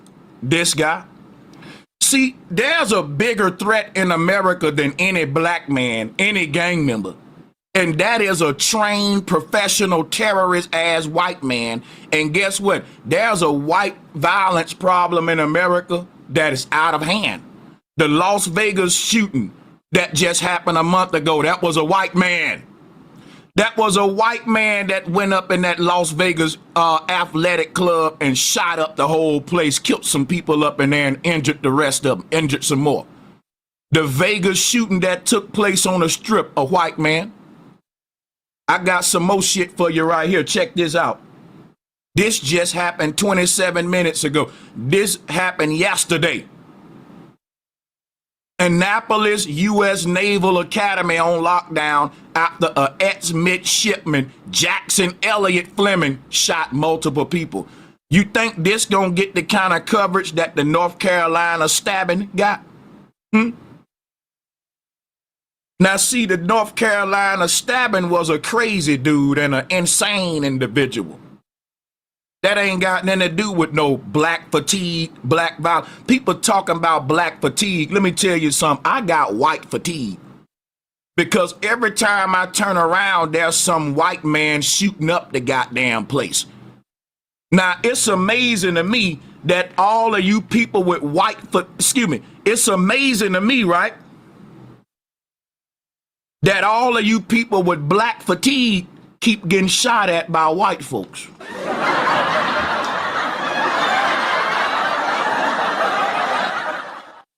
It's amazing to me that the people who keep crying black fatigue keep getting shot at by white folks. It's amazing to me that the white folks saying that they tired of black folks, but the black folks tired of their damn self. What can we prove with that? This ain't no black crime problem, because I hear a lot of black folks saying that they got black fatigue too. We shouldn't call it black fatigue. We should call it stupidity fatigue. Because when you say I'm tired of black folks, you got to look in the mirror and say you tired of your damn self. And guess what? You're not part of the problem. Why are you grouping yourself with these gang members and lunatics? Because the white man got you doing it. Everybody should be talking about we tired of stupid fatigue, because you got some stupid people in every race. You do. That's right. And we didn't scream. You notice we never say white fatigue when the white man shoot up the athletic club, when the white man bombed the Oklahoma City. Listen, I'm scared of white men. I'm in fear of my life. They're so violent. White men are fucking violent. And there's a white violence problem in America that got me scared to walk outside. Now, I'm going to tell you something. I ain't scared to walk through the hood. I am not scared to walk through a gang-ridden, drug-infested area. I've done it and do it all the time. And guess what? For the most part, you keep your head down and you mind your business and you will be fine. It's people walking through drug-infested, gang-infested areas every day to get to work. Power to the Flat Power family, man. The gang members know who they are. They speak to them. What's up, Miss Johnson? You doing all right this morning? That's all happening. Now, if you walking through that neighborhood. And like I've been saying from a long time, this corporation is covering up the crimes that is done to us, niggas, black people. They don't want to deal with, they're still policing us more so they can lock us up. They ain't dealing with the white on white crime. They covering that up. They're focusing just on niggas. African Americans, Aboriginal Americans, the only Americans, like my nigga Chief Holiday say in Alabama. But let's finish. Good, and no one never saw you before. Yeah, they're gonna walk up to you and say, hey man, where you from? And if you say, look, I'm not from here, I don't do, they gonna let you go. You know why? They know all of their enemies. They know how their enemies look. They know how their enemies talk. And they specifically got guns on them to shoot at the rival gang, not at innocent people. But the white man, he wanna shoot at innocent people. You wanna know who's the biggest threat to society? The white man, not the black man. Because the black man keeps his facts. Shout out my nigga Sanchez. Shout out my nigga Sanchez. Flat motherfucker power, man. The biggest threat to Americans is white people, not niggas. And this corporation is covering up the crimes that white people, I'm gonna give y'all an example. Perfect example. The young man, the brother that stabbed the Ukrainian lady in how they on the subway. How they covered that and they cover this. They portray us as animals, heathens, or less than human, animal. That's how they call us. But they're the terroristic and the animals and the beasts and the madmen of this society.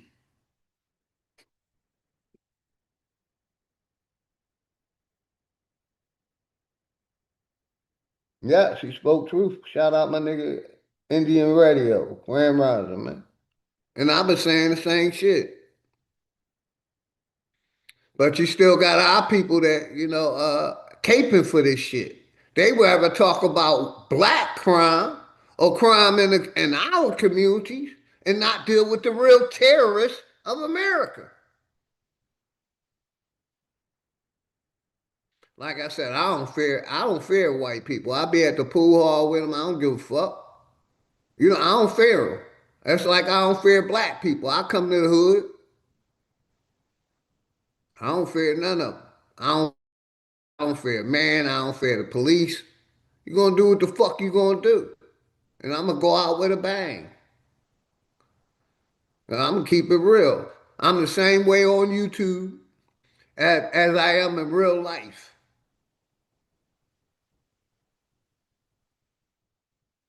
Like I said, I'm not looking to fuck a white girl. But I'll do business with anybody. I ain't trying to fuck the Asian girl, but I'll do business with her. We talking about white on white crime, who have terrorized America and who still is terrorizing America, and how America don't want to deal with this racism problem, these extremists, left and right.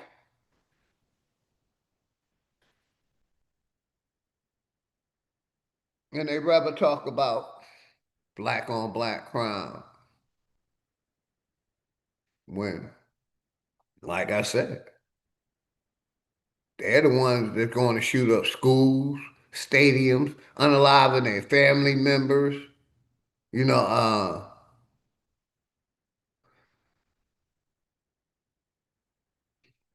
This free speech shit, man. When it comes to pushing hate,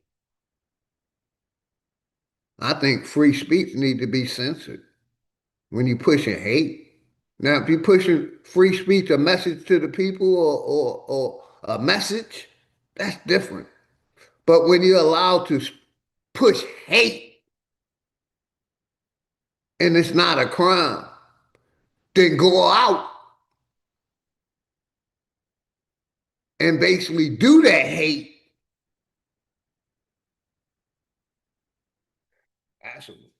That's some wild shit, man.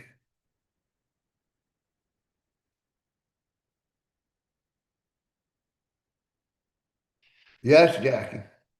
I can show videos of Kensington Avenue where they're the ones on that fentanyl. They're the ones that's smoking that meth. We smoke our weed, but we ain't smoking no meth and or no fentanyl. I can show videos of them doing what they call it, the where they nodding and standing. Oh man, hold on. Man, I show y'all some shit, man. But let's get back to this white hate, man.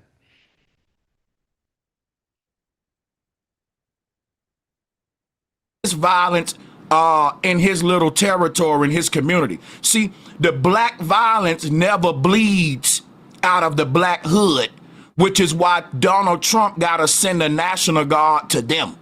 But when it comes to the white violence, where do you send the National Guard to? Because when it come to white violence, they coming to you, nigga. When a white man wants you dead, he's gonna fucking get his sniper rifle. Shout out Anthony Williams. Much love and respect, brother. Grand Rising, man. Appreciate you tapping in, man. Appreciate you tapping in. It's gonna be strategic and professional. People, that is a terroristic action. That's a militant terroristic action. Ain't no gang members capable of this kind of terrorism that we see the white man doing. I'm so tired of people bringing up black violence when I am shitting my drawers thinking of these white men. I'm so scared of the white men. I done seen it, you know, different people come up on YouTube want to talk about our people backing Trump. We're bringing the National Guard in our neighborhood. They call themselves cleaning up our neighborhoods, but they ain't dealing with the white crime, the white terrorists. They okay with that. Like I said, Trump ain't say shit about white on white crime. He didn't say shit about who's terrorizing America because they're still doing it. So why tell on yourself? Of course, they're gonna cover up the crimes that they're doing, and that's what this corporation is doing. They're still covering up their racist crimes. They're allowing these racists to freedom of speech, and they get knocked off. Man.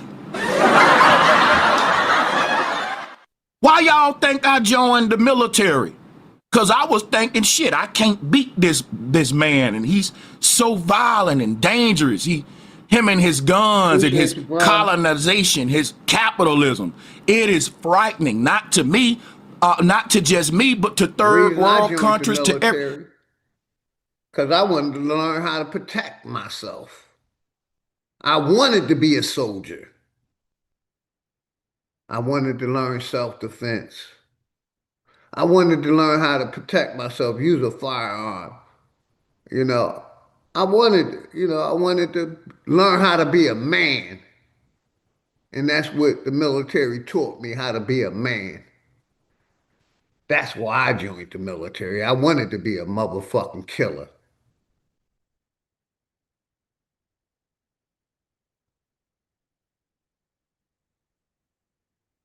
The white man in America is out of control.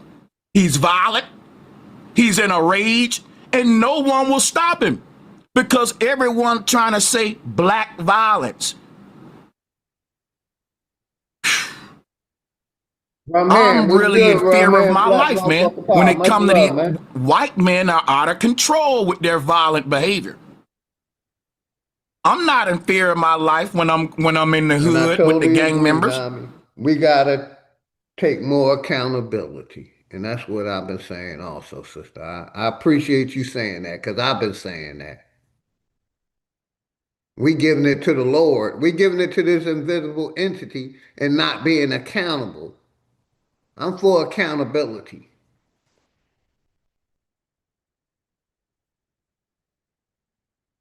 But I'm in fear of my life as an American if I have a public event where I want to talk and speak to American people and share my points of view. I'm scared that a white man may assassinate me because black people don't do that. Black people may not like what you saying, but they ain't gonna snipe you for it. Look what happened to Martin Luther King. Malcolm X. White men are out of control. Look what happened to John F. Kennedy. White men are out of fucking control. Not only are they snipers, they are bombers.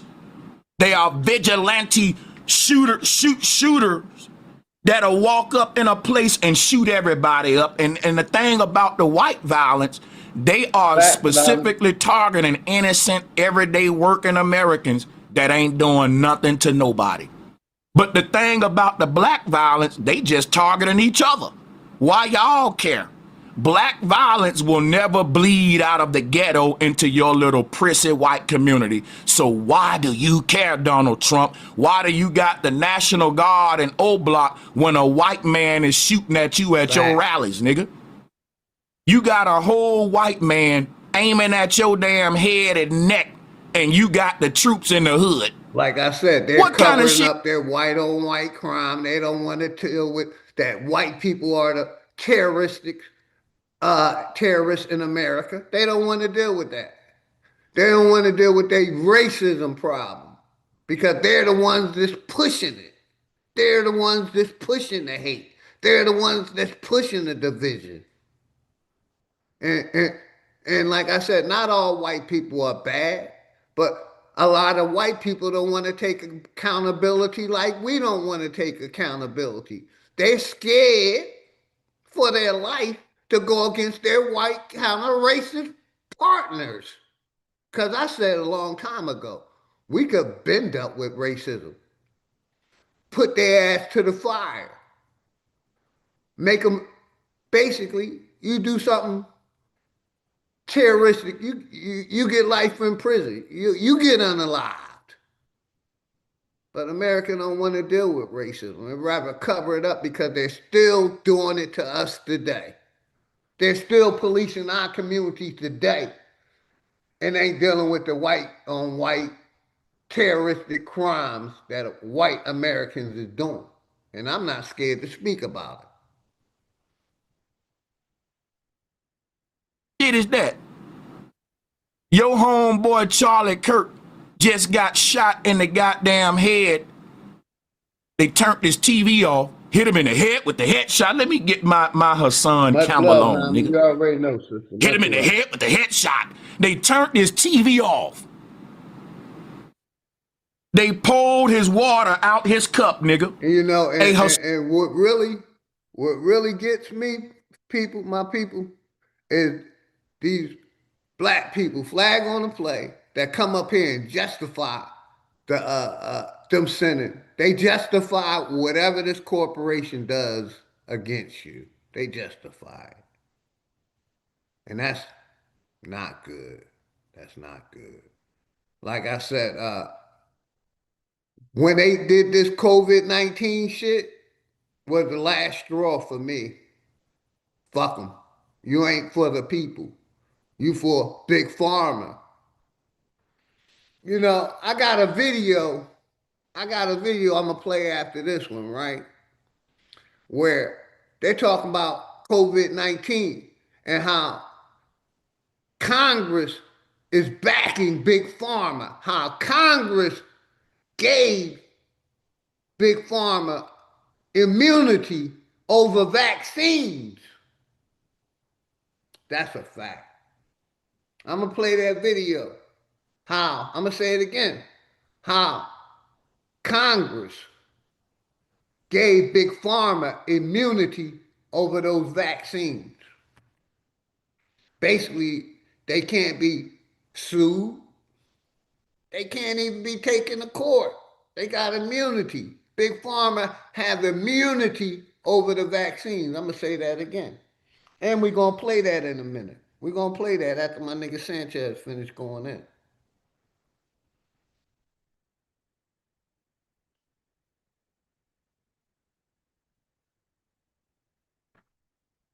Son, I'm gonna give you some more for them niggas. They turned this to, listen, they grinded that nigga weed up.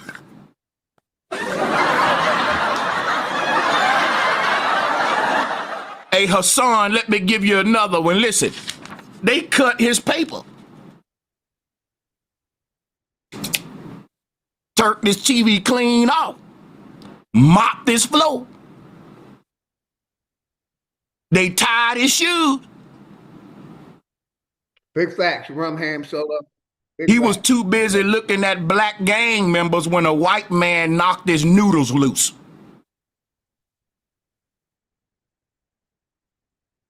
Ain't no damn black gang member at no Trump rally trying to kill you. White man after your life, man, while you running around here trying to police black folks in the hood. You can facts, my nigga Sanchez. I've been saying the same thing. And you got these YouTubers that's justifying it. Them bringing the National Guard. Oh, it's too much crime in our communities. You know, what about at all the communities? There's crime in all the communities. I don't see them sending the National Guard to the white people community, just our community, policing us more, trying to get us in their judicial system, in their prisons, when white people are committing all the terroristic crimes. Crimes. They commit more crimes than black people, but it's not talked about. Let's go. Can learn a lot from Charlie Kirk there, that everything he stood for was a lie. Any conservative that think that man is a martyr, but you won't say, listen, his last words was gang violence versus white violence. Who the hell killed him? Was it a gang member or a white man?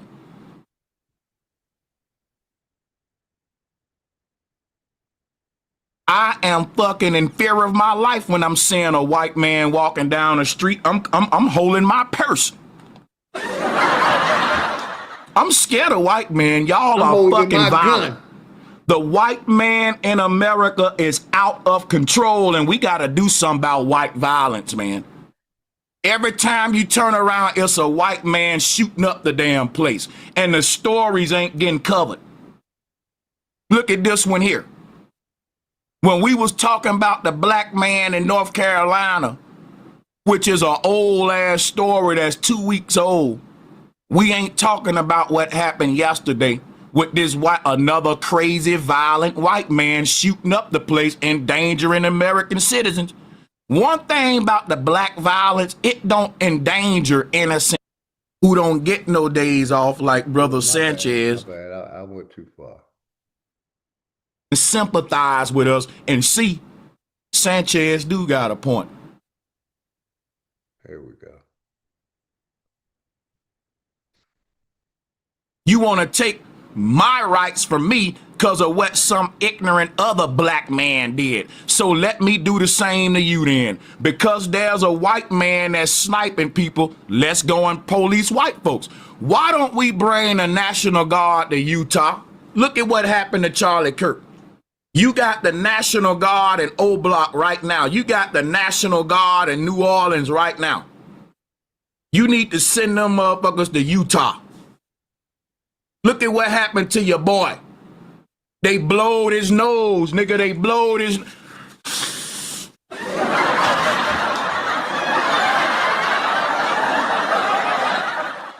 They cleared his throat, nigga.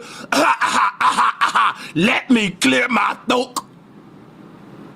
Yeah, yeah, bro. Yeah, I'm on that time. You know why? Because no one's bringing the stuff up that I'm bringing up. Y'all still talking about he died speaking out for black violence. He died as a martyr, pointing out the real problems in America when he was just pointing at black folks when he died from a white man. The real problem is these white snipers can catch you at the grocery store in public. It's deadly. It's militant. That is a real more threat to American safety than black violence. Fact. If you don't want me to be this way, then let's stop putting colors in front of the word violence. I will do it if you do it. If you stop saying black violence, I'll stop saying white violence. Because guess what? Truth be told, I can't blame this on all white people. I can't start policing the entire white race because of this crazy few couple of white men that shoot the place up every month. But that's what they doing to black people. It's a handful of motherfucking bad apples in our communities, and they represent the entire community. People think Memphis is so damn violent. When I've been to Memphis, it's my damn second home. We went all the time when I was back home in Bama. And guess what you will find when you go to Memphis? A bunch of church-going black people. A bunch of black people with good morals. A bunch of hard-working black Americans. It's a church on every damn corner in Memphis. The majority, I like to use Memphis for an example because everybody think it's violent, when really it's a Bible Belt city. The few people, listen, y'all are thinking Memphis is violent because of a handful of people. Because of Yo Gotti, Young Dolph, Key Glock, because of the Great Street Crips and the Hoovers. Don't you know that's a small percentage of black people in that city? When we talk about the drug dealers, gangs, and all that, that's like 2% of a black community, y'all. That, not unless you think everybody and their mama involved in criminal organization. Come on now. It's only a few percentage of the white race that's doing the kind of stuff that we see happen to Charlie Kirk. All white people ain't doing this crazy stuff. It's only a small percentage of white people that's shooting the place up every month. So why would I say we got a white violence problem? Because they saying we got a black violence problem, and I'm going to play the game that they playing just to show and teach America what's going on. Now, I'm not going to play the race card and get us into the division because that's part of the psyop. What I'm trying to do, I'm trying to get the white people in America to see the game that's being ran on black people so that they can sympathize with us and see Sanchez do got a point. We keep saying black violence, but that ain't all black people. And my point is, look at how Charlie Kirk died. Look at who shot Donald Trump. We need to look at these white men's death the same way we look at other folks' death. Because that young woman that died on that train, y'all said her death is to be blamed on black violence. Why can't we blame Charlie Kirk's death on white violence? And I'm going to be honest with you. It's just more white violence than black violence. No, it ain't, Sanchez. They don't report it. When y'all was talking about the black man who stabbed the white girl, guess what? No one was talking about a white man that shot multiple people. Shout out to my brother Ani Asaru. Shout out to my brother Ani Asaru. You see? No one talking about this white man that unalived multiple innocent people. Because you talking about this old story with this crazy black man stabbing the Ukrainian woman. And if you really think about how many random public terrorist shootings it's been in the past 5 years, ain't none of them black suspects. From the Las Vegas shooting to all of these big public shootings that's been happening in America, it's white men. And you talking about black violence? When the safety of the public is more threatened by white violence. I'm gonna say that again. The public's safety is more threatened by these crazy white shooters and snipers. These guys go out into the public and target politicians, innocent civilians. They are directly waging war against Americans. The black violence is a bunch of poor ass niggas. I shouldn't call them poor because they can eat, they got food, clothing, shelter. They just greedy, they want more money. But it's a result of capitalism. Man, the brothers was talking about that yesterday. We agreed that they're killing for money. They killing out of greed. These white shooters, they don't want no money. They don't want nothing from you but your life. That's scary. Because these white shooters don't got to know you or nothing. When they make up their mind, I'm going to run up in this building and shoot the place up, they don't care if children in there. They don't care about nothing.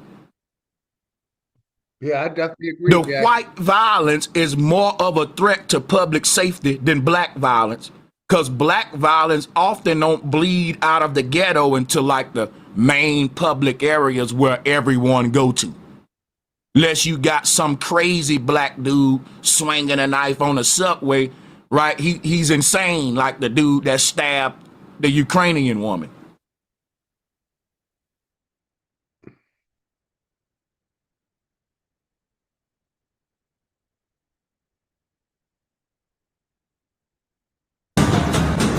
Breaking here at 7:30. After 3 days, the suspect in the Charlie Kirk killing is now in custody. This is according to President Trump and a Fox News correspondent on the ground there in Utah, who is reporting he was captured in southern Utah. Trump right now actually on Fox News channel, Fox and Friends this morning, saying a minister who is also involved with law enforcement turned in the suspect to authorities, saying, quote, somebody that was very close to him said that's him and turned him into authorities. We have been following this story since it first broke just moments ago.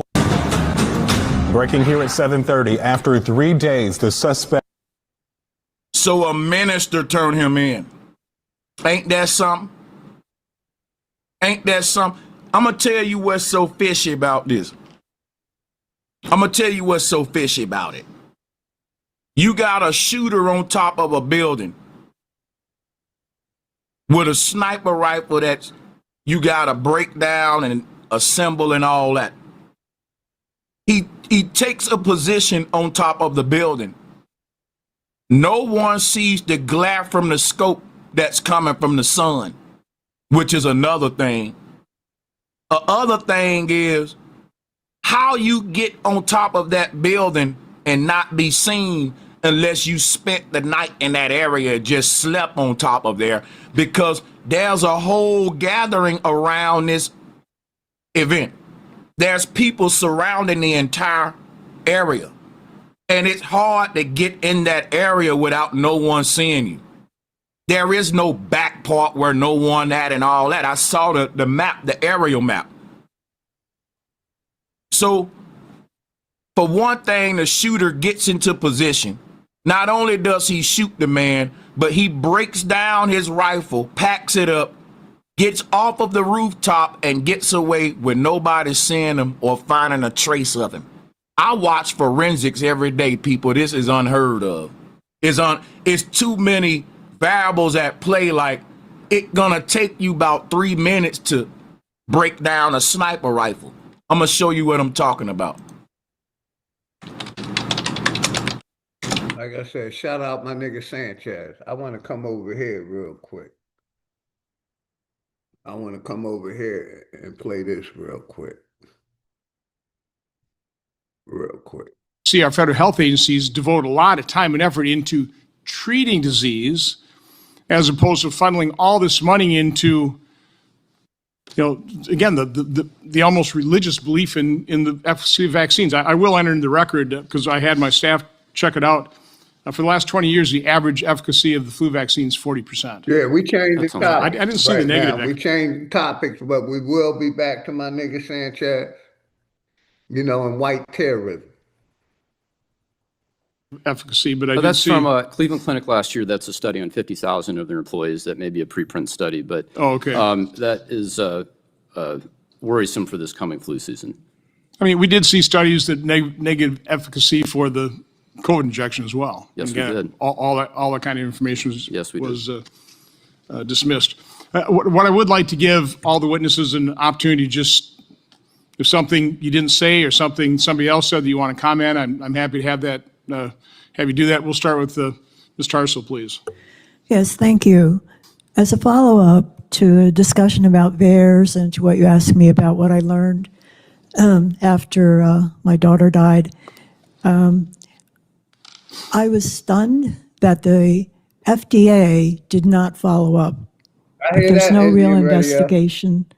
Much I love, was brother. stunned that on the CDC website, they said deaths have been investigated and have been found to due to other causes. When I knew not only my daughter's death, but other deaths had not been investigated or found to be due to other causes.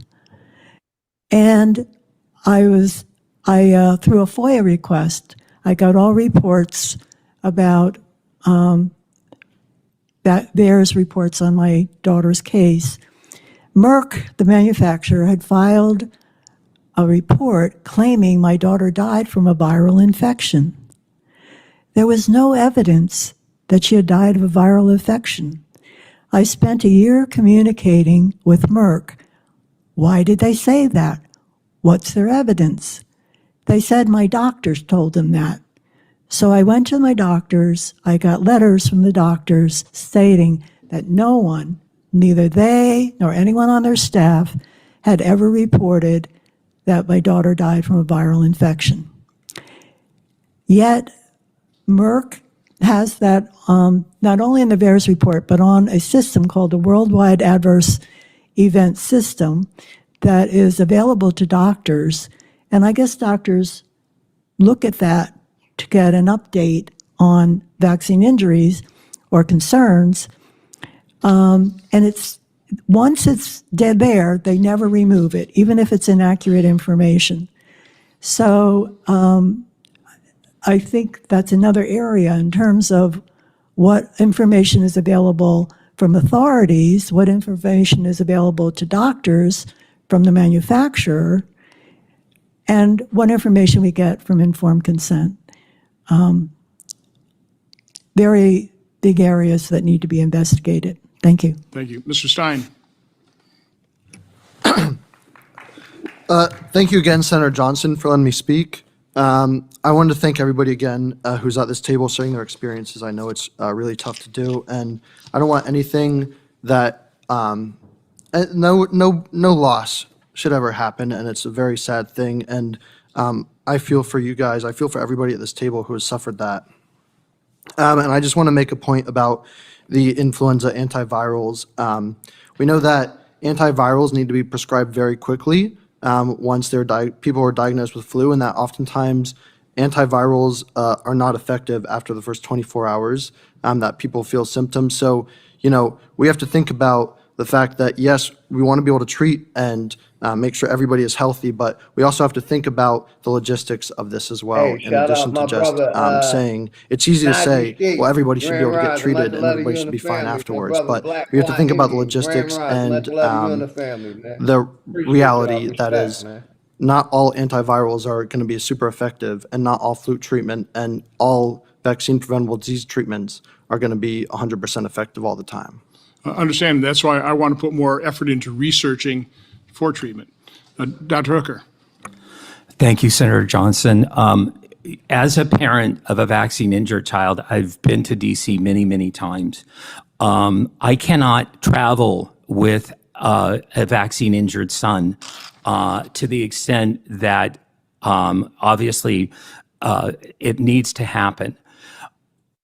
I am competing against a pharmaceutical lobby of 1,600 lobbyists. That's 3 lobbyists for each member of Congress, and millions of dollars that are being exchanged into campaign coffers, into C4s.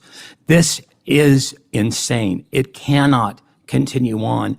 And the individuals and I've been saying that since you know, day I'm one, so Jasmine. thankful I'm for an you. I'm so anti-vax. thankful for being recognized as a parent of a vaccine injured child who spends anywhere from $25,000 to $50,000 a year out of pocket, unreimbursable medical for having this particular voice. But really, you know, one of the things that has always been very, very difficult and very, very discouraging is coming up against the big pharma lobby, which you know is almost 3 times bigger than the next biggest competitor. No, you're outgunned. And again, I was actually very pleased to hear Senator Blumenthal with an open mind toward what we need to do with that compensation fund for both normal vaccines as well as the COVID injection fund is a joke. I mean, it's awful. And, absolutely. Okay. It's a joke. Dr. Sullivan. 2 points with VAERS, and I know you like charts. If we were to go to 2019 and I were to show you a chart of the adverse event reports to VAERS, there were about 20,000 reports for all vaccines, including flu vaccines. Shout out to you, Brian. In 2021, 2022, if I made that chart a foot high so you could see it from there. We had it in the last hearing. Oh, so did yeah. you? Yeah. It would go 50 feet high. I mean, it literally went from 20,000 to over 1 million. Open topic. We could talk about The other white key point about terroristic VAERS, crime. and we've talked about the underreporting Talk about the factor of at National least Guard 40, going maybe into our 100. We don't know neighborhoods. for It's sure. an open topic. It is reactive. No, it's not proactive, and it absolutely will not catch a novel complication. I cannot state that strongly enough. It will miss any novel complications. We have a novel gene therapy, a novel therapeutic, a novel virus, and we have novel complications. Thank you. Just a quick comment. I think part of the problem it doesn't catch these things is they don't want to find them. Okay? They don't want to know the truth. I mean, that's a real problem. Ms. Tommy. First of all, thank you again for today and listening to us. I just want to reiterate the paediatricians being paid to, or getting bonuses, certainly for vaccinating our children. They are our first line as we go in with our precious babies. And many of these young parents, they look at them for the research. When it says do your own research, that's where they go. So if you want Children's Health Centre to do some more research on that to get you the truth about the bonuses, we really need to look into that. Because that's, again, is what I think is killing a lot of these babies and children. It's the pediatricians and their advice, their lies. Well, to me, that's just a huge conflict of interest. Exactly. It just is. Ms. Marana. Again, thank you for having me here today. And again, I'm very deeply moved by the other stories here, my fellow witnesses. Number one, as a parent, you know, one of my goals since losing my son Joseph is to empower people with information. I'm not here to debate the science. The science is clear. Do these rare events happen? Hey, absolutely. shout out my brother, And Keith Lamont. there are folks Much here love and beside me respect, man. sharing their experiences. And again, do not want to diminish those. But I think we have to really focus on the safety. And I've heard VAERS mentioned a couple times today. I just want to remind folks that there are other parts of the U.S. safety monitoring system, like the Vaccine Safety Data Link, CISA. VAERS is not the only part of that safety monitoring system. And I did want to just round back on the flu vaccine effectiveness. When Dr. Sullivan quotes upwards of 60%, it's really important to understand what that measurement endpoint is. And when we talk about 40 to 60%, it means against medically attended illness. If we would like to look at other endpoints, and that's really what flu vaccination is about, it's really good at preventing severe outcomes like hospitalization, disability, and death. And if we look at the figures for the 24-25 season, the preliminary vaccine effectiveness, and these are interim numbers, the final ones will come out from CDC in September, 63 to 78% effective in kids against hospitalization. So I think it's also important as a scientist that I point out that when we are talking about statistics and numbers, that we put those into context, and there are different measurement endpoints when it comes to vaccine effectiveness. So again, I'm a mom. That's why I'm here today. I'm trying to prevent what happened to me from happening to other people, but I certainly appreciate, and I also am very moved to hear You and Senator Blumenthal talking about collaborating on VICP at Vaccinate Your Family, we definitely think there can be improvements as well. We put out a State of the Union report earlier this year that has some specific things that Congress can do. So I'm very excited to see that conversation moving forward. And again, thank you for your time and having me here today. Thank you. Thank you for your testimony.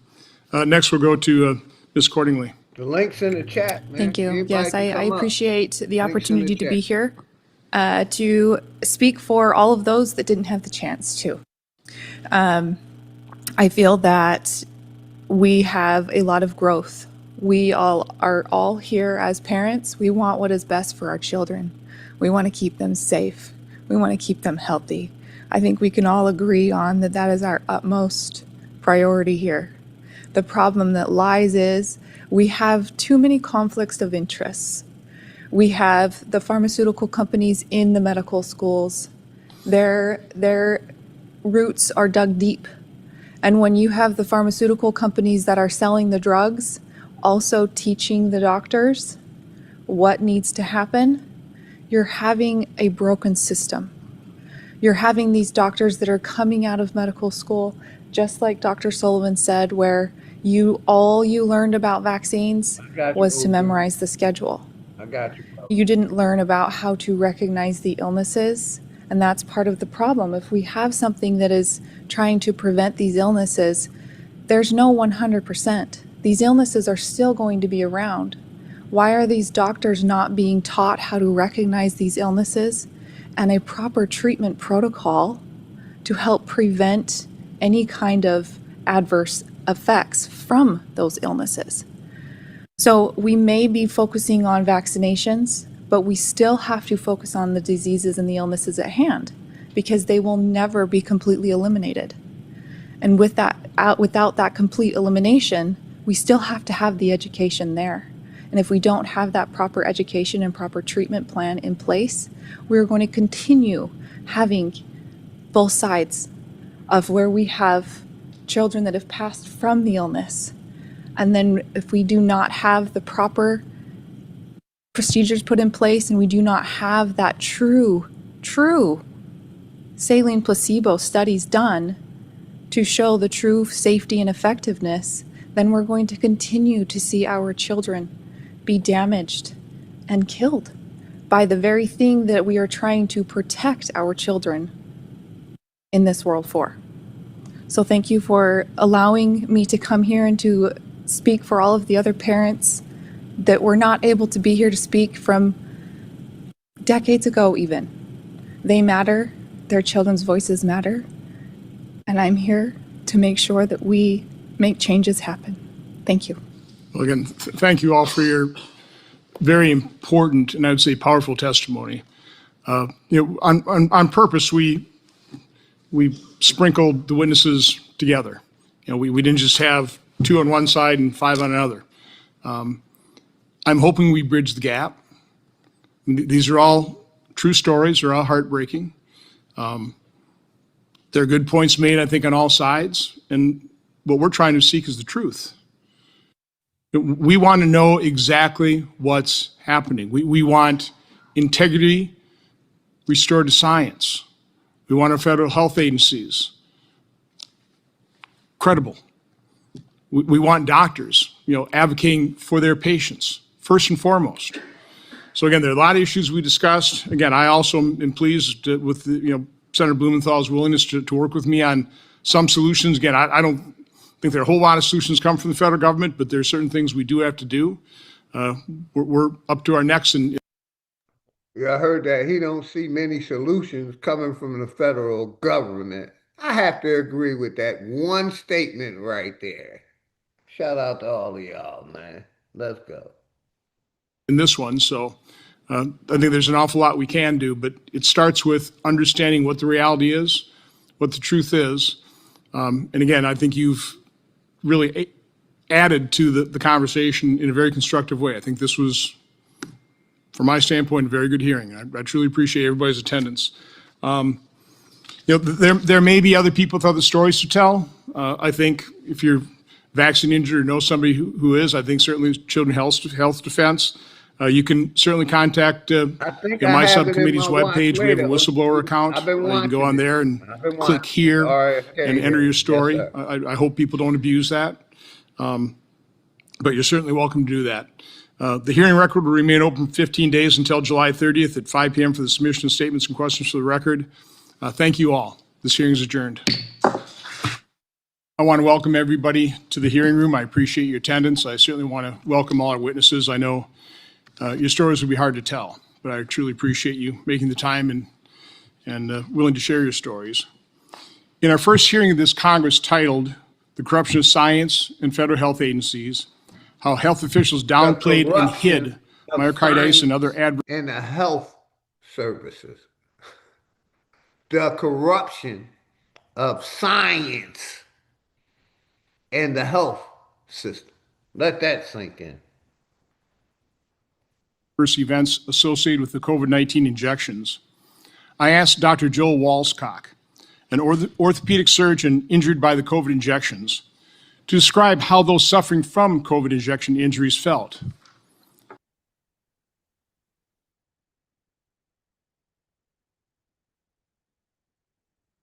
His one-word answer: abandoned. The purpose of today's hearing, titled "Voices of the Vaccine Injured," is very simple: to give a platform to those individuals and families who have been abandoned, their injuries and suffering dismissed and forgotten.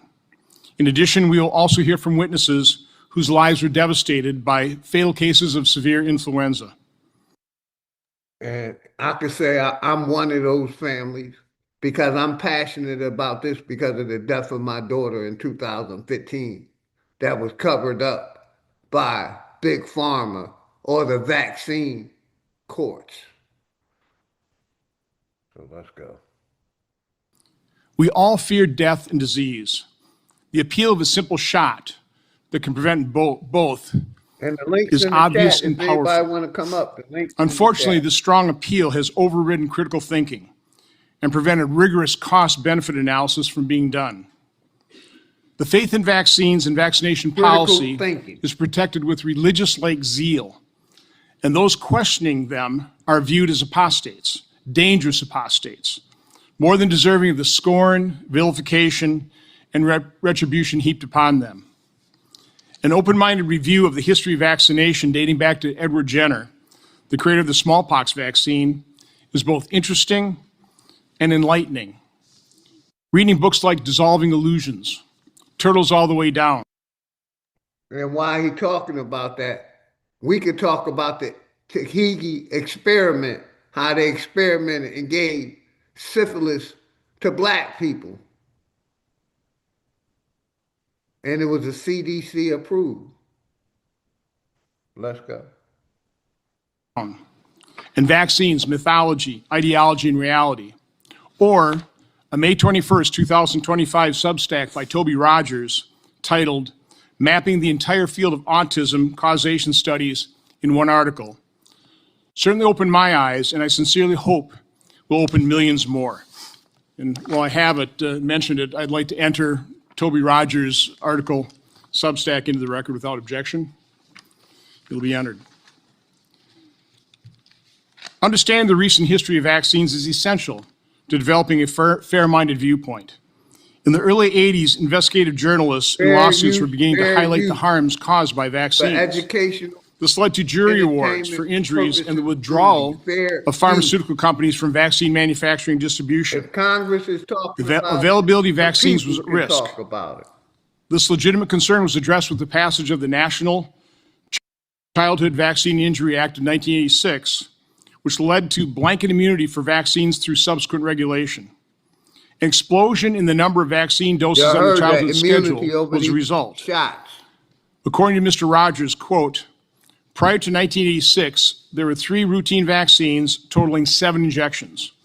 Today, the CDC's maternal and child and adolescent vaccine schedules include 19 vaccines requiring 76 injections with 94 total doses of antigen. In August 1997, the FDA under President Clinton's administration issued draft guidance to allow pharmaceutical companies to advertise directly to consumers beyond print media into TV and radio. According to one estimate, drug companies spent $10 billion on direct-to-consumer advertising in 2024, currently accounting for almost 25% of evening news ad minutes on major networks. That amount of spending has paid off handsomely for Big Pharma and its ability to control the narrative and suppress stories of drug and vaccine injuries. But to understand the true reality we face, there's nothing like hearing from those who have suffered the adverse events that are rarely acknowledged by the medical establishment, federal health agencies, and the corporate media. Today we have 5 witnesses who will tell how drug and vaccine injuries have impacted their lives. We will also hear from 2 witnesses who advocate for, quote, routine immunizations across the lifespan, unquote, because they lost loved ones from a disease vaccines were intended to prevent. Thank you for all taking the time to appear before us today. As difficult as it will be for you to testify today, it's important for the American public to hear your testimony. Senator Blumenthal. Thank you, Mr. Chairman. Welcome to our witnesses and welcome to all the visitors who have come to this hearing. I suspect that we have diverse views in our audience, and I welcome all of you, regardless of your views, because I think your being here is immensely important to give voices and faces to what we will hear from our witnesses by way of their testimony. The loss of a loved one, as we all know, leaves an indelible imprint on our lives. It creates an unfillable gap that is almost impossible to overcome at the time it happens, and time sometimes heals, sometimes not. I feel a very deep empathy for the pain and heartache experienced by everyone on this panel, and I thank you for your courage, whatever your testimony is going to be, your courage and conviction coming forth today. Parents and loved ones should never have to know the type of heartache that comes with the loss of a child, and it's a loss that was common, all too common, before vaccines were developed. Smallpox killed approximately 500 million people in the 100 years before it was declared eradicated in 1980. 90% of deaths are believed to have occurred in children under 10 years old. But that risk was eliminated thanks to vaccines that led to smallpox becoming the only disease to have been completely wiped out on the globe. Parents, I will say, including my own, with my brother and me, used to live in fear of their children contracting polio. I will never forget one summer when my brother had a very high fever, all of the symptoms of polio, the anxiety level in our house was incomparable. I was barely old enough to understand what might happen. In bad years, 15,000 United States children were permanently paralyzed. But again, thanks to vaccination, those fears no longer permeate our society. Despite enormous advances made over the last century, still far too many people, many of them children, die of vaccine-preventable illnesses every year. I'm reading a book right now called Everything is Tuberculosis. It's by John Green. It's on the New York Times bestseller list, so I don't need to give you all the details of information. It is about tuberculosis and about how treatments and medicine is available for tuberculosis, which could eradicate it, but for many of the deep suspicions and anxieties in developing countries. One of the characters in this book, it's nonfiction, is a young boy who at 5 years old was stopped from treatment by his father because of his distrust for medicine and his reliance on other kinds of cures. I am deeply grateful to Eric Stein, who lost his 4-year-old sister, and to Cerise Murata, who suffered the tragic death of her 5-year-old son, for their courage in coming forward to share their stories with us today. Stories like theirs were once the norm. At the beginning of the last century, infant mortality in the United States was more than 100 times higher than it is today, and over 60% of those dead children succumbed to infectious disease. A century later, thanks to, in large part, widespread vaccination, that figure has dropped to 2%. But as you will hear today, the fact that these deaths are now rare doesn't make them any less tragic. And every one of them is a tragedy for parents who survive, parents like Catherine Al-Qaidi. In January 2012, Catherine's infant son, Brady, died in her arms from pertussis, commonly known as whooping cough, at just 2 months old. And I would like to give her the opportunity to talk to you directly, recounting her unimaginable loss. And if you could play the video that we have. Hi, my name is Catherine Alcade from Chicopee, Massachusetts. Our son Brady passed away in 2012 from whooping cough. He was born November 20th, 2011 and passed away January 28th, 2012. Brady was a very happy, very healthy baby boy. After the holidays, Brady developed a cough. We were in and out of the hospital trying to figure out what was going on. His breathing, couldn't keep food down, and eventually it worsened. Brady spiked a fever. We took him back to the emergency room where he was admitted to Bay State Medical Center. We spent the next 10 days with tests, breathing tubes, feeding tubes, trying to stabilize him and get through the hard part of the disease. Unfortunately, Brady was not stable enough and needed further care, where they transferred us to Boston Children's Hospital. Unfortunately, halfway through the route, Brady's heart stopped. Unfortunately, with tests run by neurologists, it was found that Brady had no brain activity, and shortly after, he passed. The whooping cough diagnosis came a few weeks later. We were never able to pinpoint exactly where or how he contracted the disease, but it was likely from an unvaccinated person who may not have noticeable symptoms. My baby boy, at 2 months, 2 weeks old, passed away in my arms on January 28th, 2012. This is his story, and I'm appreciative that we're able to share it with you all today. Thank you. Thank you, Catherine Alcade. Someone else's decision not to get vaccinated likely caused her child to be taken away from her, devastating her family. I fear stories like Catherine's will become more and more common in the years ahead. This year, the United States is on track to record more cases of whooping cough than it has in 7 decades. Already, at least 3 children have died, and this disease is just the beginning. Rates of vaccination against a range of debilitating and deadly diseases have fallen rapidly in the last few years, driven by unfounded claims from opportunistic actors. We're already paying a price. 25 years ago, measles was declared eliminated in the United States of America, but barely halfway through this year, our country has more cases of measles than it has had for more than 3 decades. 3 people, 2 of them children, are dead.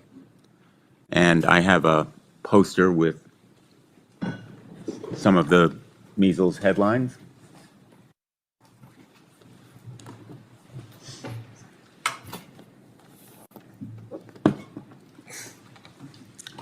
These headlines help tell a story that, in detail, is being lived by Americans.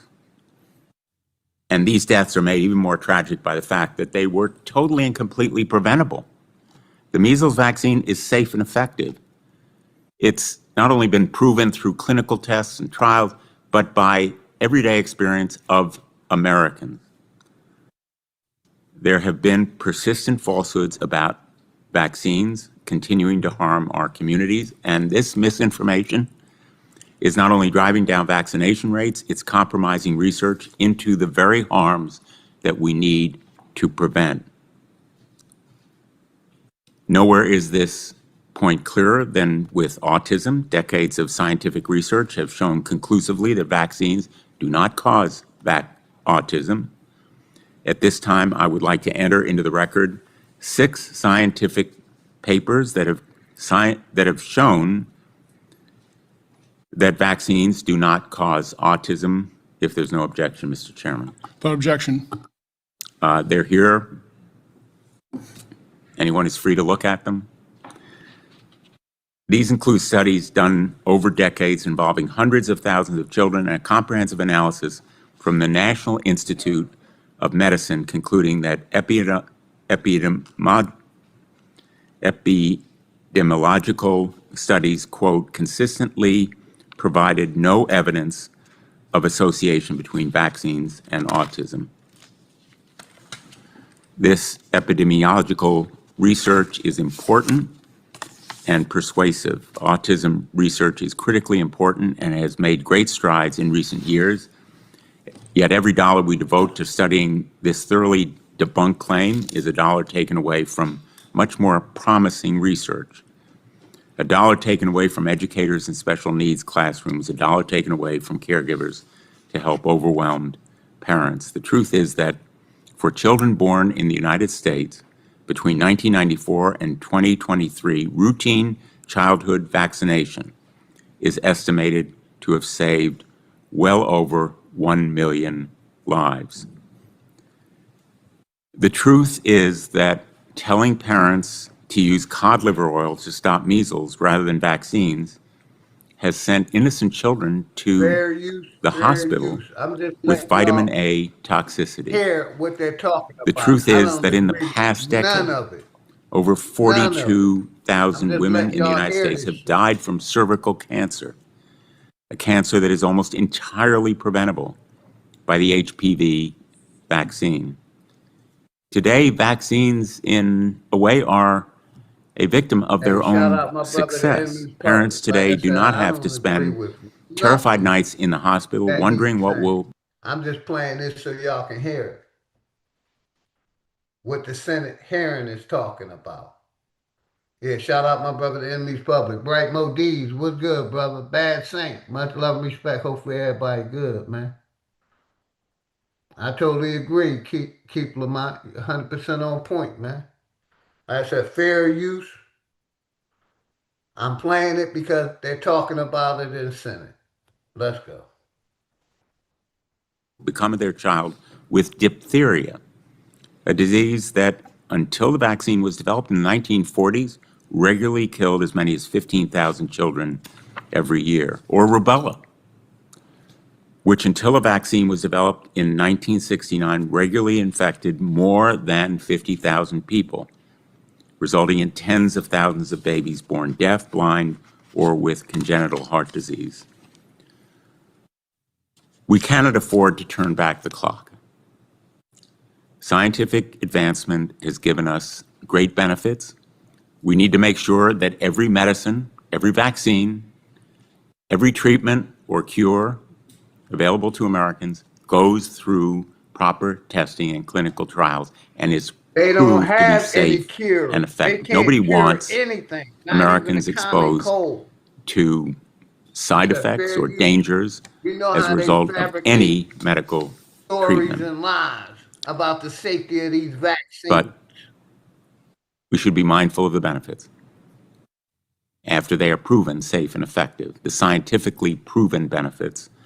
And I want to thank our witnesses for coming forward today to share your Exactly, just as views, why do you have to your sign a stories. waiver We look forward to to take the learning from you vaccine? and Why working are you to still make pack America back with safer and Big healthier. Pharma Thank you, Mr. Chairman. and giving them immunity? Thank you, Senator over these Blumenthal. The truth is, Big fat vaccine injuries are real love. and they've been ignored. Let's go to a video before we swear in the witnesses. See, on this video, you got people that still push. During the nationwide the CDC. Then you got other people that's totally against it. You gotta hear both sides and go through the information. That's all, man. Let's go. Fair use, fair use. Vaxxed and CHD bus tours, the compelling stories of thousands of individuals devastated by vaccines were videotaped. The two bus tours together collected over 12,000 signatures on behalf of people who were injured or died from vaccines. What follows is a small sample of the 2,400 video testimonies obtained during those tours. She was born completely healthy, normal, beautiful, light of my life, light of my family's life. She did receive hepatitis B vaccine and became severely jaundiced, just severe. It just kept telling me everything was normal, and I knew something was really, really wrong. You don't believe your child is gone until they come tell you for real that she's gone. I was told SIDS, sudden infant death syndrome.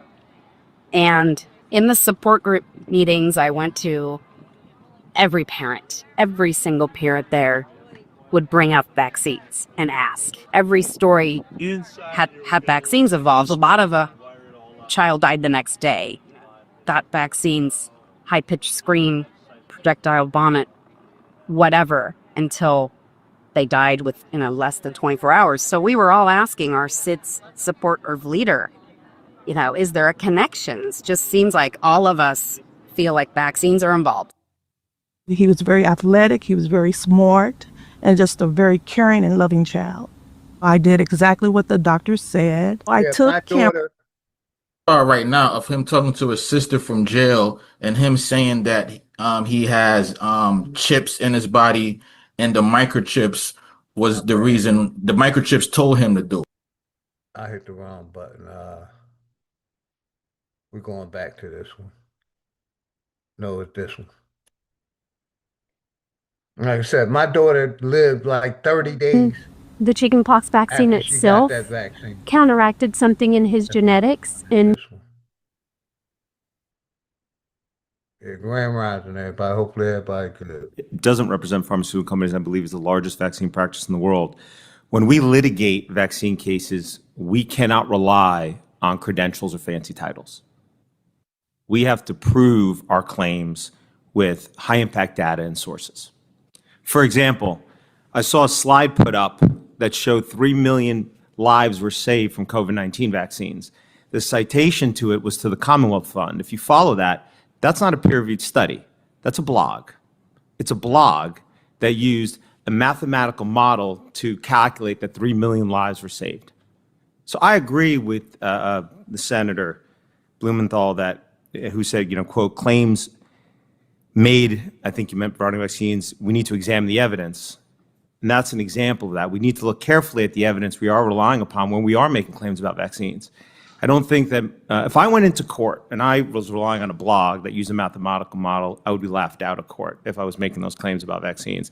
But unfortunately, when it comes to promoting vaccines, well, that's what we often see. The underlying data is not typically really carefully evaluated. Claims about what vaccines do when they're positive, because our health agencies are responsible for promoting them, easily made. Claims that vaccines cause any harms or injuries often get ignored no matter how good the underlying data. I also heard that deaths sharply declined in 2021. Well, when you look at all-cause mortality in the United States, deaths in 2021 went up compared to 2020, and presumably most of the most frail, the weak among us died in 2020 from COVID. We should have had a reduction in all-cause mortality in the United States. We did not. And those numbers you can't argue with. They're binary. You're either dead or you're alive. You can argue whether the vaccine killed you or didn't kill you, whether COVID killed you or didn't kill you.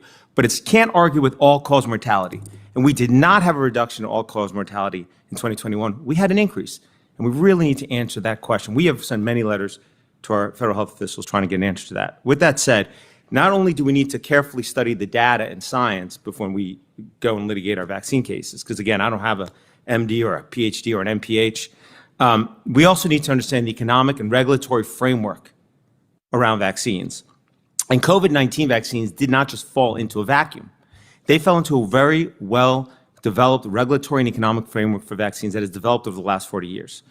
For every product on the market, you can sue the manufacturer for harm, for design defect claims, meaning the claim that the product could have made safer. I mean, literally, look around this room, planes, cars, pharmaceutical drugs, every one. There's only one product in America. You cannot sue the manufacturer for design defect claim to claim that it could have been made safer, and that are vaccines. I heard, injections, vaccines. My definition of vaccine is any product for which the government needs to give it immunity from harms. To me, that's what a vaccine is, because some prevent infection, some don't. That's what a vaccine is, meaning it can't survive without that immunity, apparently. Why did vaccines get this immunity, which was provided in 1986 under the National Childhood Vaccine Injury Act? Because leading up to 86, there were only 3 routine childhood vaccines, MMR, OPV, and DTP, and they were causing so much harm and causing so much liability that all the manufacturers were going out of business to stop making them. And Congress, instead of forcing those manufacturers to do what every other product manufacturer needs to do in that situation, which is what? Make a better, safer product. Instead said, you know what? We're just going to give you immunity. We're going to make it so nobody can sue you for those harms. And you can keep selling your product to the American public no matter how many children it kills or injures. And the issue is that immunity was not just given for those 3 products. It was given for any childhood vaccine, routine child vaccine that was developed thereafter.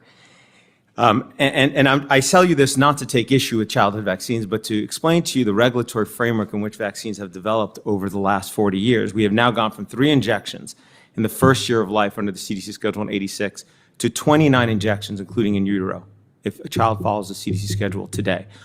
Every one of those vaccines, save one, was developed by a pharmaceutical company knowing they would not be responsible for the injuries that are caused by those products. So when you have drug trials where pharmaceutical companies, they care about losing money, they don't want to lose money on their drugs, they often do multi-year placebo-controlled trials before they get on the market because they don't want to end up upside down. They're there to make money. But with vaccine products, because they don't have that financial incentive, they have the disincentive. Almost every childhood vaccine in this country is licensed based on clinical trials with no placebo control, save for COVID-19 vaccine, often days or weeks, up to maybe 6 months of safety review after injection, and are often extremely underpowered. Those trials could never have really confirmed the safety of this product, and my submission to this committee laid out every single vaccine and put them in detail. I will, since I'm running out of time, I'll just wrap up by saying this. You might say, well, okay, the pharmaceutical companies did that, but why would the FDA allow it? It's because, unfortunately, our federal health authorities are hopelessly conflicted. Congress gave them conflicting structural duties. They're responsible for promoting vaccines and for defending them in the Vaccine Compensation Program. And you also ask them to be responsible for safety. Those conflict. One has overtaken the other. And for the most part, based on our over 2,004 requests to federal health agencies over the years on behalf of our client, I could tell you, our federal health agencies act like partners with pharma. They encourage their inroads. They act basically in the shoes of pharma because when the immunity to liability was given to the pharmaceutical companies, Congress recognized that apparently and transferred all the same. Congress gave these vaccine companies immunity after they showed they were killing the people. Shit, wow, man. Shout out to everybody in the house, man. Let's go. Vaccine clinical trials may have been robust, and they were compared to childhood vaccines, but compared to drugs or anybody that actually wants to assess safety, they absolutely were not robust. They were incredibly anemic. And as for post-licensure, regulators didn't do their jobs, but really they acted like pharmaceutical companies seeking to cover up harms and avoid reputational damage and financial liability. I hope this hearing can help begin the process of changing that. Thank you, and I apologize for going over on my time. Yep. Thank you, Mr. Siri. Our final witness is Governor and Doctor. I've always found senators like to be called doctor, if they are one. So Governor and Dr. Josh Green. Governor Green is the 9th governor of Hawaii. He earned his degrees in biology and anthropology from Swarthmore College and an MD from Penn State's College of Medicine. Dr. Green served 2 terms in the Hawaii House of Representatives, 3 terms in the Hawaii State Senate, and a term as lieutenant governor, during which he was the state's point person addressing the COVID pandemic. Dr. Green was elected governor in December 2022. Governor Green. Thank you, Chair Johnson. Thank you so much for welcoming me. Thank you, Ranking Member Blumenthal. Thank you, Senators. First of all, I'm coming to you as a physician. When I speak as a doctor, I'm here to say that vaccines save lives, period. I care about saving lives. You care about saving lives. Everyone in this room, I believe, cares about saving lives. But I've seen firsthand children dying from the spread of preventable diseases because of vaccine skepticism, because people lose faith. I've seen the lives of some children in one house who are vaccinated live, while children in the house next door who have not been vaccinated die. And we saw a lot of this during COVID. I want to tell you a little bit about my COVID experience as the COVID liaison in my state of 1.4 million And that's a lie people. right there.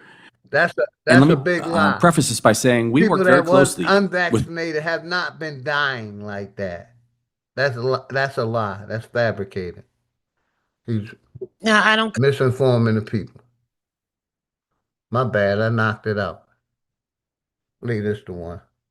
an extraordinary Yeah, time. let's get. We were desperate as healthcare providers. I worked as an emergency room You hear the physician ones that virtually still every single caping for the weekend system, for 20 caping plus for years, vaccine, including through caping the whole for the lie. pandemic. that they And this put. is what I saw.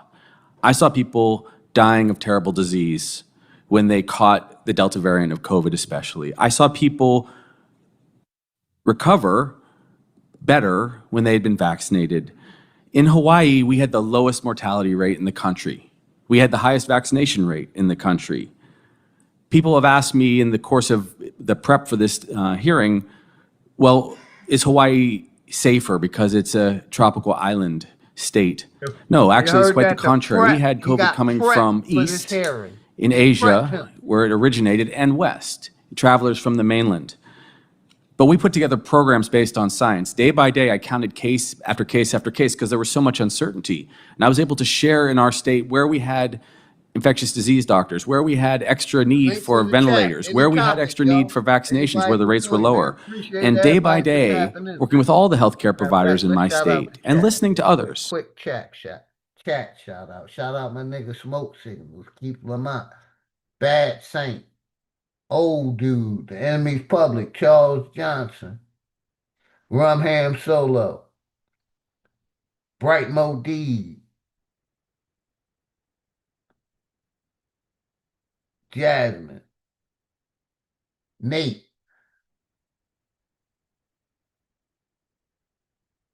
who else we got here, man? Shout out Tim Washington. Man, shout out everybody that came through, man. The Telepathic God, TJ, all the Flat Power family, all my Aboriginals, man. And the links in the chat. My brother Najee Skates, Jules 512, Bronze. And shout out all of y'all, man. Indian Radio. And Nate, I'm gonna put the link out next time I go live, brother. Come back up so we can have that conversation, man. Gotta have that conversation. Chief Bull of America, my brother D. Allen Warren, man. Appreciate everybody that tapped in. Emperor's Namaste. Jackie Brown, Roger W.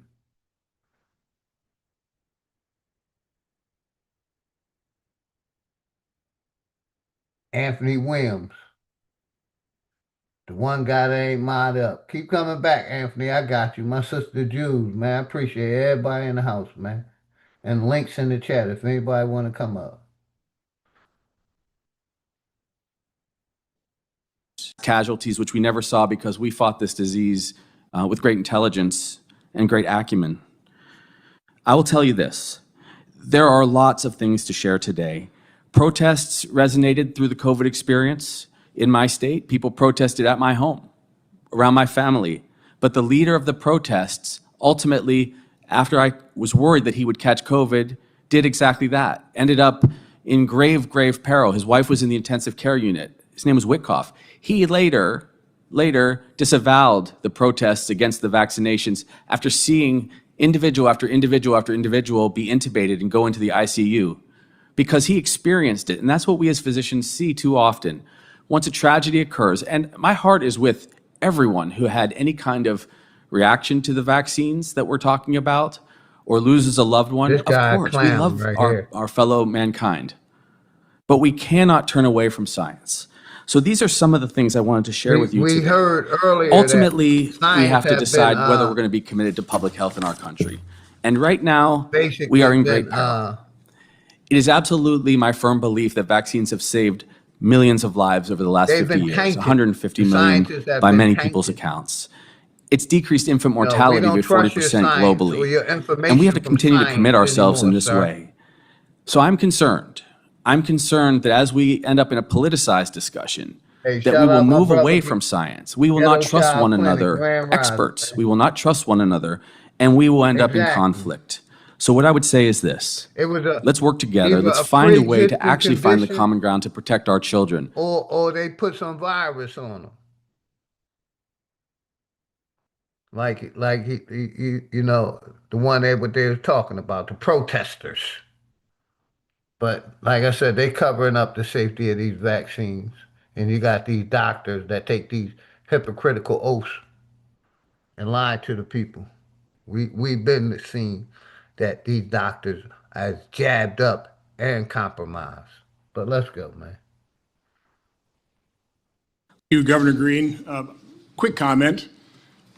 I'm not aware anybody on my side of this issue has politicized it. The accusation is always that we're not. You did state, by the way, 10,000 lives saved in Hawaii. I would love to have your citation on that. So if you can give us a study so we can put that in the record. And any other citation give us on the millions of lives saved by vaccines as well. I mean, again, I want to know the truth. Just real quick, I've got a couple other charts I want to put up there. This is a chart, a lot of people produced it. Chairman, if I could just interrupt for 10 seconds over here. Sure. Is today's just a point of order? Are we talking about vaccines or are we talking about the COVID vaccine? Well, specifically, we were talking about the hiding of the safety signal on myocarditis. So we're not talking about all vaccines? We can talk about anything you want to. Okay. I mean, again, it has obviously opened up because we're also talking about the corruption of science. And I think science has been corrupted. Corruption of fair game. science. So, and again, I appreciate you staying here and stick around and ask a lot of questions. I think you'll learn an awful lot. Put my time back. Corruption of medicine. I'll take whatever I want. How they give This is a pharma chart. immunity. This is a chart. Again, I was looking at the VAERS. You know, I had been. How they give big pharma immunity over these vaccines. Let's go. I had been. Mr. Chairman, that's not the way I ran this. We're subject. talking I had been. about Well, this is a different. Today's topic again, is white terrorists. We ain't getting away from the white terrorists. We're coming over to the poison that the white terrorist is pushing. I'll be very. Japanese regulators uncovered that when they did do a biodistribution study in rats, it distributed all over the body. So that was the first lie. Didn't really talk about too much about the toxicity yet of the lipid nanoparticle, but it goes all over the body. So I was aware, and then again, that this was not a standard vaccine. This isn't a attenuated or dead virus that the body reacts to. This actually hijacks the cell, has the cell produce the spike protein, which is toxic to the body, which means the body attacks it. Again, I'm a layman, but it's pretty simple for me to understand this. So I was aware of this like in October. So I'm watching VAERS, and so I'm publishing these charts, and I'm being censored. I see the next chart, chart number 2. This is the full history of VAERS and the number of deaths being reported associated with the vaccine. You got a couple hundred a year until 2021, and yikes, 21,725 deaths worldwide. Why? And everybody's saying, "No, this is safe and effective." The vaccine injured were being gaslit. They weren't being treated. They're still being gaslit. There is no, by the way, there is no compassion, Governor. I could fill this room with photos of people who are dead because of the COVID injection. I could fill the room. And that is being denied. That is being denied. It is being denied. And these people haven't been able to get help. I held an event in Milwaukee in June 2019 and 2021, and all the vaccine injured, those women, all they wanted was to be seen and heard and believed, and they are not to this day. Okay? So again, they're not the ones politicizing. They just want to be helped. They want compassionate doctors to treat them, to recognize what caused their illness, Not gaslight them, not deny that it exists. But anyway, so you take a look at this chart, and they're still denying that this, nothing to see here. This is safe and this is effective. Okay? Next chart. This is the current VAERS chart. 38,607 deaths reported worldwide associated with the COVID injection. And we know VAERS dramatically understates, by a factor of 10, 100, we know it understates it. 9,228 of those deaths are occurring on the day of vaccination, the 1 or 2 days. Okay, I know VAERS doesn't prove causation, but man, that's a correlation we should have been looking at, but they ignored and they censored. But enough of that. Dr. McCulloch, please, in my layman's terms, I just kind of laid out the harmful mechanisms of this injection. Can you and Dr. Vaughn, because I think you've both spoken to this, again, in layman's terms, talk about why this caused so much harm in so many different ways because of the biodistribution. Dr. McCulloch. 80% of Americans took a vaccine. 20% didn't. 20% did not take a vaccine. The vaccine was never safe enough for me to take. Messenger RNA, devised by Pfizer and Moderna, has been chemically modified to be unassailable to enzymes in the body to be broken down. The messenger RNA is found in the human heart of people who die after the vaccine. It's found in the brain. The spike protein is found everywhere in the body. 3 studies now show the spike protein is circulating in the blood for 6 to 9 months after people take the shot. This part of the virus, the lethal part of the virus in the vaccinated, it's circulating in the blood. And then they take a booster, they get more circulating in the blood. I'm happy to be part of the 20%. It is a killer protein. I'm so proud It of cannot myself. be safe. It was not. I'm so proud of myself for being some of the 20% that's unvaccinated with this COVID. You know, shit is wild, man. Like I said, I'm just playing this fair use. You know, I wanted everybody to hear this shit. You know what I mean? I wanted everybody to hear it. Fair use, fair use.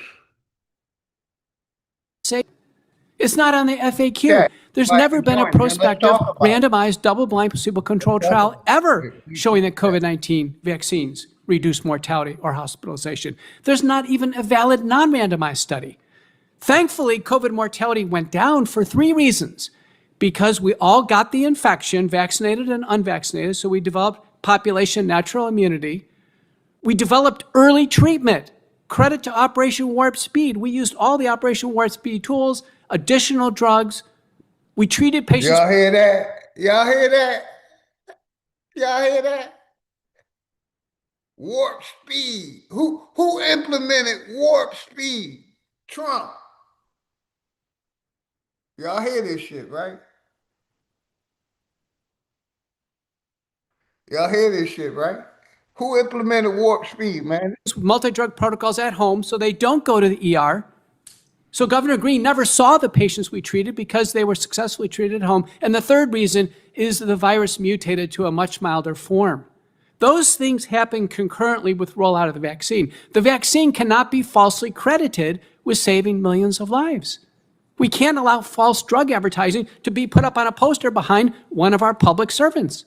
We cannot accept that. So let me quick.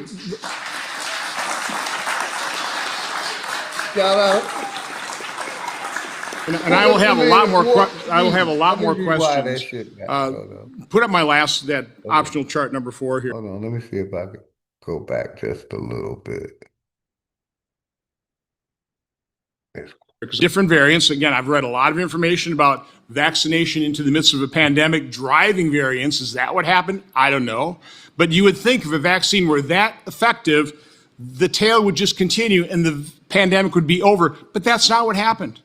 We had a whole new surge, and this is Delta, and doctors I've talked to, very deadly, probably a more deadly. Would you agree with that, Dr. McCulloch? Delta was more deadly. I know you guys are kind of freaking out that your early treatment wasn't working as well. It was definitely more difficult to treat. But fortunately, by that time, we had treatments. But anyway, I just wanted to put this thing up here. Again, to a layman, if the vaccine really worked, was that efficacious? prevent all that disease. By the way, they all admitted that it didn't prevent transmission. They lied to us about that for 4 months, maybe a year. Then they finally had to admit it didn't prevent transmission. But again, this chart right here just shows you that if the vaccine really would have worked, you wouldn't have had this. You wouldn't have had this. But I'll turn it over to Senator Blumenthal. Thanks, Mr. Chairman, and I think we'll try to certainly stay within our 7 minutes so our colleagues can have their day of questioning. But again, we'll have second, third, fourth rounds. I mean, we'll use up the time of this hearing room. You know, the debate here seems to be about the efficacy of COVID-19. But the central issue that brings us here today is the allegation that there was purposeful concealment of knowledge and evidence. And I just want to make the point, I may be sounding a little bit like a lawyer, not a physician, but purposeful concealment, intentional hiding is essentially undocumented by the evidence released by this report itself. In fact, the documents released by the majority today show that public health officials took multiple steps in the spring of 2021 to make healthcare providers aware of those rare reports of myocarditis among vaccine recipients. On May 14th, almost 2 weeks before the CDC decided to issue clinical considerations rather than a HAN on myocarditis, which is, by the way, the primary piece of evidence that the majority cites in this so-called cover-up. The CDC's National Center of Immunization and Respiratory Disease sent an email to state and local health departments around the country entitled, quote, "Monitoring Reports of Myocarditis," end quote. The email noted risks and contained a reminder that providers were obligated to report cases. 5 days later, they sent out a follow-up email urging recipients to let providers in their region know of risks and reminding them once again of the obligation to report cases. I have 2 emails here that are in the majority report. They're available to the public. I ask that they be made a part of the record, Mr. Chairman. Objection? I'm not going to read them. They're for everyone to see. One begins with, "I would like to flag a message we sent out late Friday night. I encourage you to forward this important message about vaccine safety and reporting," and it goes on. Warnings. Far from a cover-up, these public health officials were trying to alert scientists, doctors, the public about the potential side effects. Mr. Siri and I are both trial lawyers, and issuing that kind of warning is far from evidence of trying to hide or conceal something. You can say they were wrong somehow, but intentional cover-up is not within the realm of the plausible allegations here. So I think we need to be really clear and careful when we start discrediting scientists or public health officials. I'd like to ask Governor Green, can you tell us how, as a physician, publicly funded research, which is being cut by this administration, is important to establish not only new vaccines, but also the safety and efficacy of ongoing use of vaccines?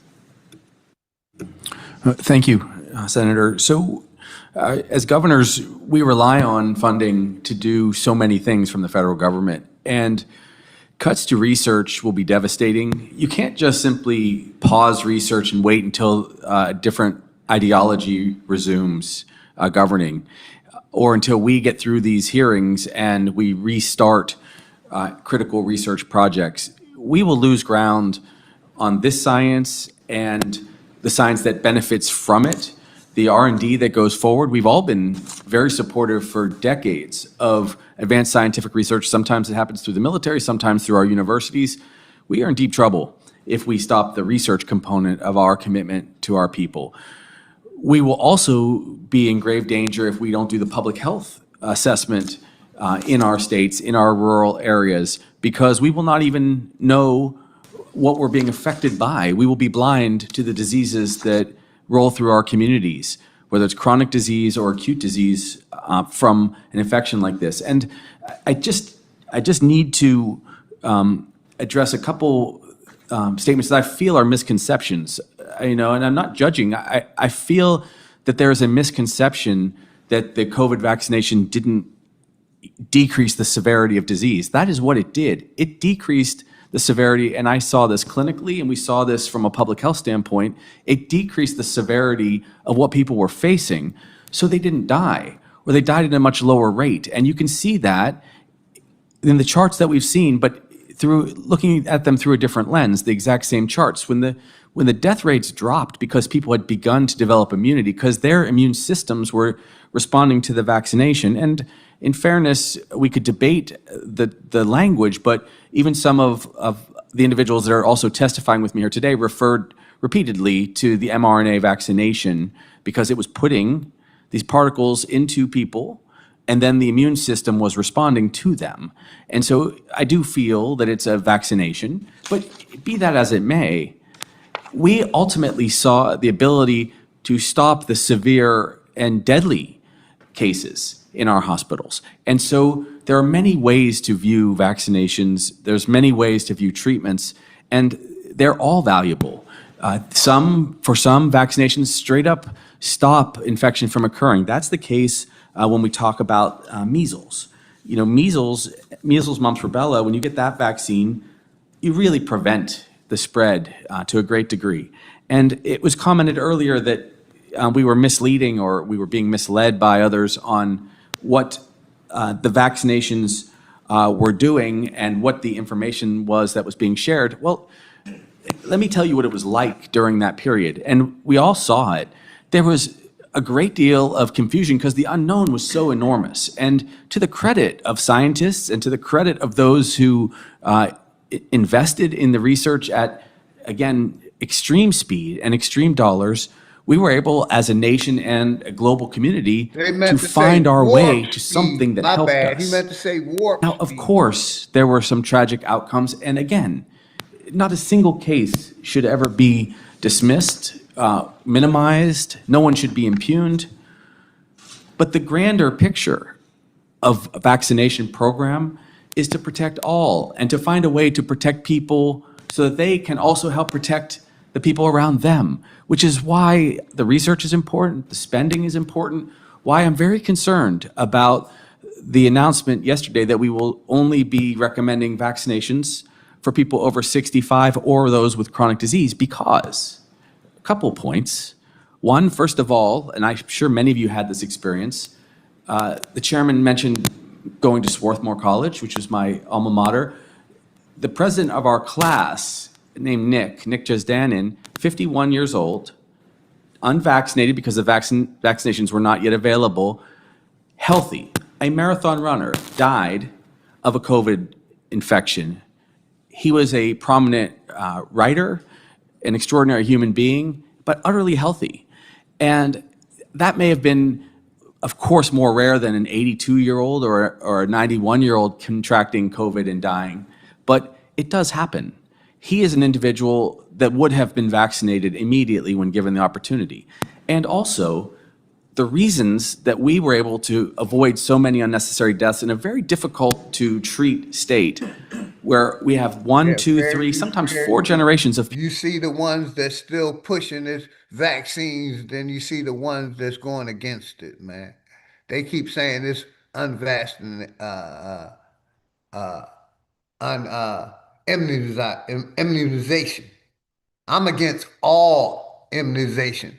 not just the COVID vaccines. I'm against all of them. We should not be allowing these people to put that poison in our children, man. Like I said, you got the ones that still pushing this COVID shit, which we seen earlier that they allowed to push it on the TV, no matter what the safety of it is. Congress gave the big pharma immunity over all vaccines. And that's why I'm against any immunization or vaccines. Fair use, fair use.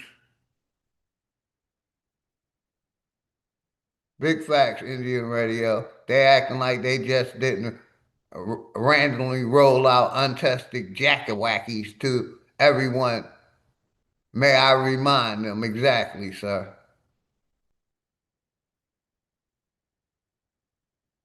Exactly, Bad Saint. Like I said, I'm against all immunization.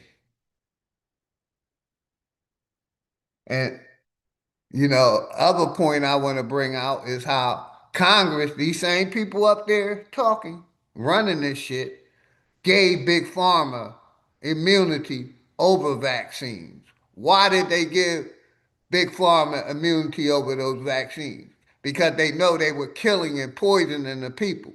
The same way, let's talk about Dr. Fauci. Dr. Fauci was in that same seat for 30 plus years. The presidents changed. But the agenda didn't. And Fauci was back in the agenda. I think since Nixon or Clinton, one of the two, I think it's Clinton. That's how long Fauci was in from Clinton to Trump.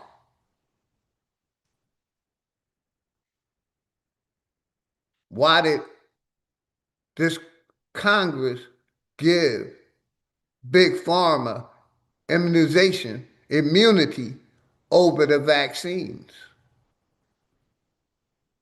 Is the question I have to y'all. Why did Big Pharma give, or Congress give, Big Pharma immunity over the vaccines?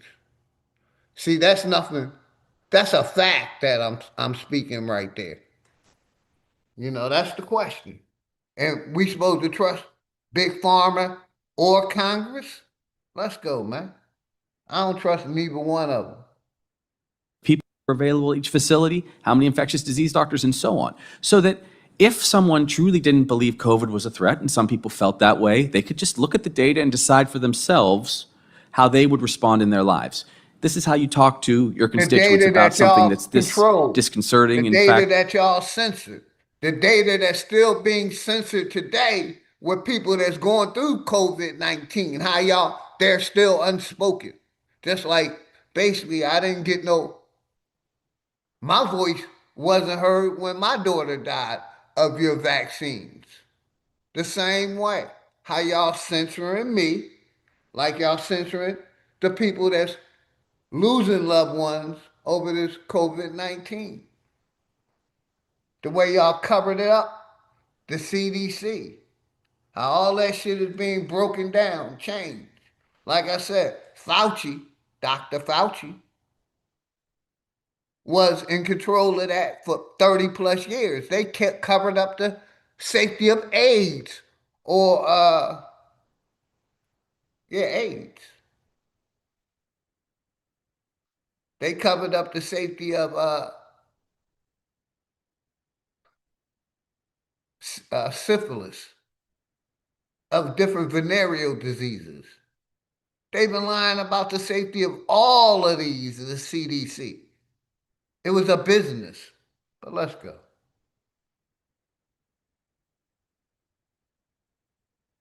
Terrifying. And when we, in my family, ultimately had protesters, which did, to a large degree, cross some lines, when some people were just communicating with me. Other people, I have to be honest with you, some people wrote swastikas on Big facts. on signs that were next to my home. Certainly, love of my father's money and the hate Judaism of had nothing to niggas. do with my Totally COVID agree, response. brother.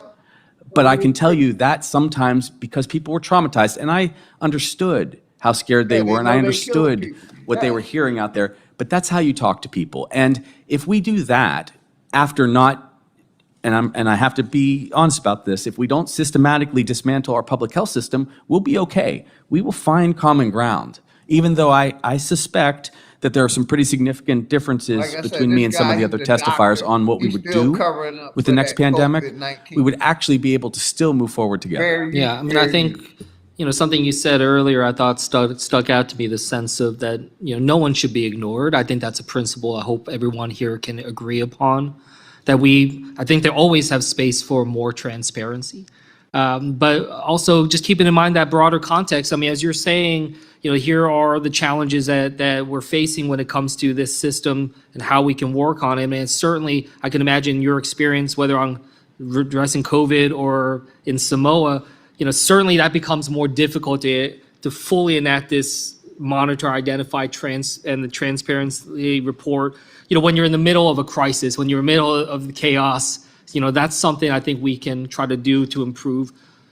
To the point that was raised earlier, I think a lot of this also says like this is a reason why we need to invest in capacity, invest in personnel, people working in our government to do this, and as opposed to cutting back on staff and trying to say that we need simultaneously more transparency when that becomes all the more difficult. But I mean, look, I understand, Hey, and you I've see had how- people in my life that have been. Y'all see how these foreigners love to say our government? This is not your government. You're a civilian in this corporation. They love to claim our government. This is the Aboriginal people land. Let's go, man. Ignored and not believed, whether that's my time as a very. diplomat before, and people I know struggling with Havana syndrome, and people telling them I don't believe you, and other issues that are out there. But we should always have that system in place, and that's what I just hope we can come back to. I mean, I get it. I'm new on this committee, and I understand, and I'm seeing years worth of back and forth that are coming here. But someone who's coming with some fresh eyes, I hope that we can try to cultivate that sense of trust that I know has been so deeply wounded, because I worry about what comes next.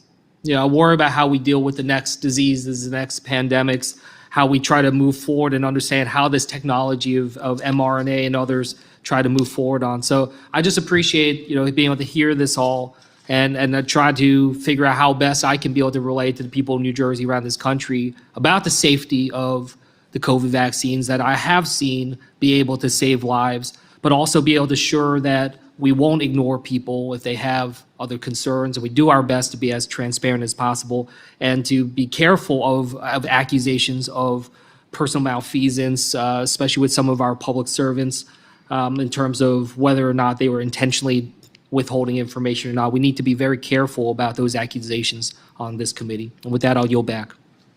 I will say we are just seeing the tip of the iceberg here, and you will see more evidence. Trust me. Senator Marino. Well, first of all, thank you, Chairman, for putting on this hearing. I'm going to focus on, let's just stick to COVID-19 and COVID-19 policies. Let's not get into this conversation about vaccines writ large. Dr. McCullough, do you feel that you were listened to in 2021? Did you feel ignored? Our November 19th, 2020 hearing, done for Homeland Security Governmental Affairs, was very lightly attended by our senators who are working for us. That's a disappointment. It's disappointment there's chairs empty here. Our hearing was actively suppressed, scrubbed off YouTube. So just to clarify, not only were your viewpoints ignored, you were called a conspiracy theorist, a spreader of misinformation, somebody who didn't know what they were doing, by people who didn't even take a science class in high school. And yet you're a doctor and you're completely ignored. Let me ask you, Dr. Vaughn, real quick question. How many children under the age of 5 years old died of COVID? So very, very few. Actually, theoretically, a healthy child under 5, there wasn't any. So it's basically zero? Yes, it's How about under the statistically zero. age of 10? It's still statistically zero. 15? When you get up 15? into the 15, 16, I mean, there is some. So under 15, none? Yeah. Pretty much, none? Statistically, yes. All right, so I'm confused because Governor Green said he held the children who would have died from COVID, but that's crazy because evidently nobody died of COVID who was under 15. We're talking about, but see, that's the confusion. See, when we talk about COVID vaccines and then we stick in other vaccines, we get off topic because COVID-19 wasn't about measles.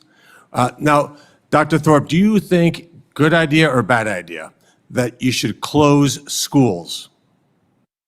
Bad idea. Now, Bad idea. Now, why? I mean, kids can learn at home, can't they? They can learn very well at home, but at school, they will have the opportunity to develop natural immunity. So, and school, well, by the way, schools is where you socialize, you learn your behaviors, you learn how to meet other people. Because if we don't believe in schools, the federal government and state government can save a lot of money. So schools are important. Let's just get that out of the way. So why would you close schools, which you did, Governor, when no children died of COVID? What would make you make that decision? You close schools. And by the way, the impact on that is generational. You destroyed the lives. You and the other governors that closed schools destroyed the lives of children in doing that. So, okay, I've got to tell the audience, please notice, sir. Senator, may I respond to these that was a question accusations? for you. Yeah, I think it was. Well, first of all, I think you misunderstand some of the value to. No. Why did you close schools? Well, I'm going to address each Just of your answer points. that and not filibuster me, please. I'm not going to filibuster you. Schools, I did not want to close, and But you tried- did. Actually, I was not governor at the time. But you were lieutenant governor and you were the point person. Do you think the governor made a mistake in closing schools? We reopened the schools as soon Did as you we could think get the he made a teachers as soon as- mistake? Well, if Do you I think he made a may I mistake? answer the question, or is this senator going to filibuster me, sir? No, you're going to answer my direct question or just say I'm not going to answer you. No, I'm going to Do answer you your think question. it was a good idea? Yes or no, the two choices in this answer. Do you think it was a good idea to close schools? Simple answer. Just give me a yes or a no. As we had COVID surging through our society because there was massive spread from children to adults, we were waiting to make sure the teachers So let me get this straight. You sacrificed the lives of children because maybe they would spread something that you don't know to adults. You thought that was a good idea. That's No, that's okay. not always it. Actually, it's your party that's trying to close our schools and get rid of the Department of Education. So we do have So we're not differences of politicizing opinion. this hearing. Okay, No, we're moving you, on. You said my governors and the other governors that closed schools, which is a politicization Look, of the issue. when I'm in Hawaii and I'm having a hearing before you, you can interrupt me. When will. you're here before the United States Senate, you're not going to interrupt me. Moving on. So here's the next question for you. Show me the science that said that when I walked into an airport in Hawaii, and I wasn't, I didn't want to tell you because it's none of your business whether I had a COVID vaccine or not, or tested positive or not, because that's also none of your business. Where's the science where I had to quarantine for 14 days? Tell me the science behind why you locked your residents up and did not allow them to go grocery shopping, why you closed your beaches and your parks. I would love you to put that science into this record because you can give me the nice, happy talk, but those were terrible decisions. And what COVID highlighted more than anything else, by the way, it's why I'm here. I ran for the United States Senate, not because I had this deep desire to be a government politician, but because I was so incensed by the arrogance, by the ignorance, by the lack of common sense among our elected officials that we needed different kinds of people here in Washington, D.C. and other places. So, Shall I answer those questions, Chairman? No, there was no question for you. That was just a There were statement. several questions. You asked about why a 14-day quarantine. You asked about what's what the the airports. science? Sure, what's the science? 14-day quarantine. Because not 12, not 16. Actually, I asked for 5 days, just so you know. So what was it? Was there a dartboard? No, it was 5 days because that was the amount of time from symptoms to transmission. So why 14? The 14-day was before we had the So 14 wasn't scientific, just to be clear. 14 days was how long it took for people to get over the disease, and people were still shedding virus through that period, and that's why you do use science and I use science, but you didn't like science for Hawaii. But we did have the test, and we did have the test to enter Hawaii, so people could make a choice, an informed choice, and they did. and then they didn't have to quarantine at all. Just to make sure you know that, because I think you got your facts wrong. And also, I didn't close the beaches. That was the mayor of Honolulu and not me. So just, it is important that you get the facts right if you're going to be a political official. So that's what you're saying. It wasn't me, it was the other guy. No, it was me who ran the COVID response. Zero accountability. Dr. Well, McCullough, I'll take more accountability if you give me more time. I'm done with you, Governor. Thank you. Thank you, sir. So Dr. McCullough, quick question for you. Just completely objectively. Look, I went to business school. I was not a doctor. So I'm going to truly objective, using your most subjectiveness here. Did the vaccine stop the spread of COVID-19? No. So then let me ask you one simple question. We'll go down the line. You guys can answer it. It'll be my last question. So if COVID-19 did, the vaccine, the injection, did not stop the spread of COVID, why is it that Joe Biden, President of the United States, issued an executive order, which was ruled unconstitutional, by the way, that said that if you worked for a company with 100 employees, because not 99, 100, that you would be fired if you did not prove you didn't have a COVID vaccine negative test or got vaccinated? Why would we have some decision like that? How depraved do you have to be to do that? Answer the question the way you feel down the line. Go ahead, we'll start with you, Mr. McCullough. Dr. Briefly. My testimony on this issue went all the way to the Supreme Court that overturned 4 out of the 5 Biden mandates. They were scientifically ungrounded, they were sociologically deranged, and they caused great harm. To this day, people are in court trying to get their jobs back and trying to put their lives together because of these disastrous policies. And just to be clear, sorry, Chairman, nurses were included in that, correct? Healthcare workers. The ranking member called them heroes. It seems to me that when you have a hero, you don't terminate their ability to make money and have them fired because they're making a personal choice. Because he ultimately, and I'll end with this, ultimately, this is what this is all about. See, I get to get a choice if I'm going to get vaccinated. And if it doesn't stop the spread, it is none of any other human being in this country's business what I did or did not do. Would you agree quickly? 100%. And I think Director Walensky, when she said of the science of hope, that is not science. Science is facts. Hope is not science. Thanks, Senator Marino. Again, please, let's not express any emotion out there in the audience. Dr. Walskog, I just have to go to you because you have direct experience. I almost feel like bringing up Breanne Dressen to talk about the concealment that you witnessed firsthand when it came to your working with, Bree's working with NIH officials, trying to do studies, being carried along with some assurance that this was going to be revealed to the public, and it never was. Just talk about that level of concealment. Again, there's going to be so much evidence of this if it hasn't been destroyed. This is just the tip of the iceberg, what we're seeing here with myocarditis. But talk to what you and your fellow vaccine injured who were dismissed, who were gaslit, who were treated horribly. I mean, horribly when you came to the United States Senate and asked to be heard by senators and their staff, you were treated. Describe how you've been treated. Well, thank you, Senator Johnson. So what I'd like to say is being vaccine injured in this country is unfortunately a huge polarizing event, which it should never be. If I could describe one word that I think all, if not most, vaccine injured will say is, what's one word that describes your experience after your injury? And it's abandonment, okay? We get attacked, we walk a tightrope. We get attacked from the right say, we're stupid, we shouldn't have got a shot, we should die. Okay, and I could show you social media stuff. The left says we're anti-vaxxers, which to me is one of the most ignorant things to say of myself because all my children have been vaccinated. I got vaccine injured because I got vaccinated. But still, regardless, we get called anti-vaxxers. We report these to VAERS, okay? Nothing happens. I had an adverse event, which was, delayed the AstraZeneca trial in the United Kingdom, Like I said, I consider myself anti-vaxxer because what I have experienced in the past, the death of my daughter, I'm against it. So, shout out to everybody in the house, man. which is the multi-system inflammatory syndrome. We bring up the myocarditis. He thanks us. He says he'll get back to us. He never does.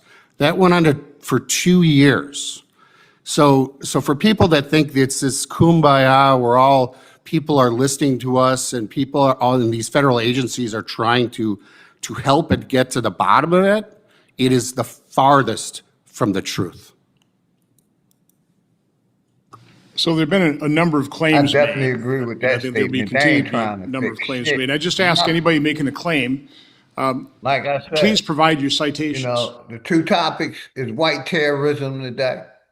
Talking about how white people are doing the terroristic crimes in America, but they're talking about policing our neighborhoods with the National Guard. And for any Trumper that want to come up and Trump, Trump isn't talking about white on white crime. He's still pushing black crime. Where the problem?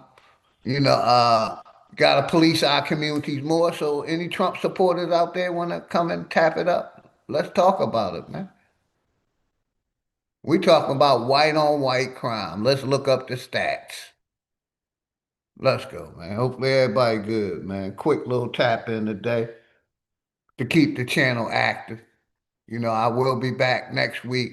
Me and the enemy's public is going to get together and do a bill. I was supposed to do today, but I never got with them, and I did this. So me and the enemy's public will be doing a bill next week.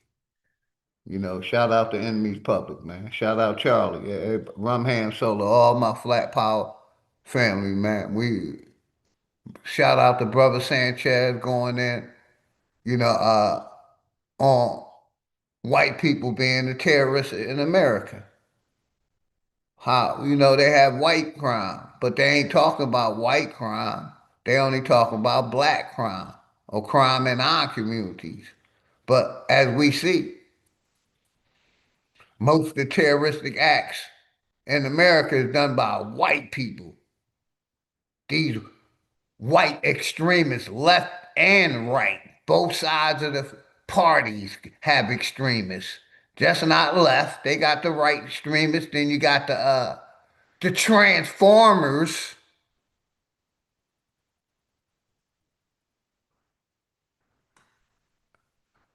You got the transformers out there. Transforming from a man to a woman or a woman to a man and thinking that's okay. So we got the left wings, we got the right wings, and then we got the transformers.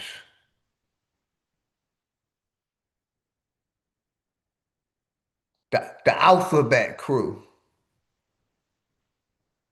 But yeah, let's play a little bit more. Than nobody came up, so I'm in it soon, man. Listen to these people probably about another 10 minutes.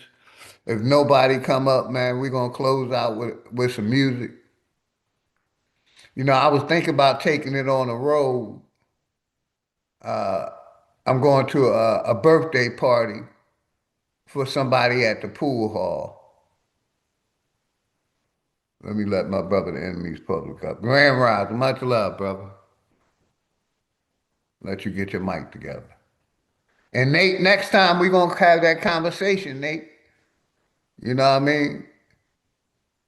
Talking about the Lord. But you can do a mic check whenever you're ready, brother.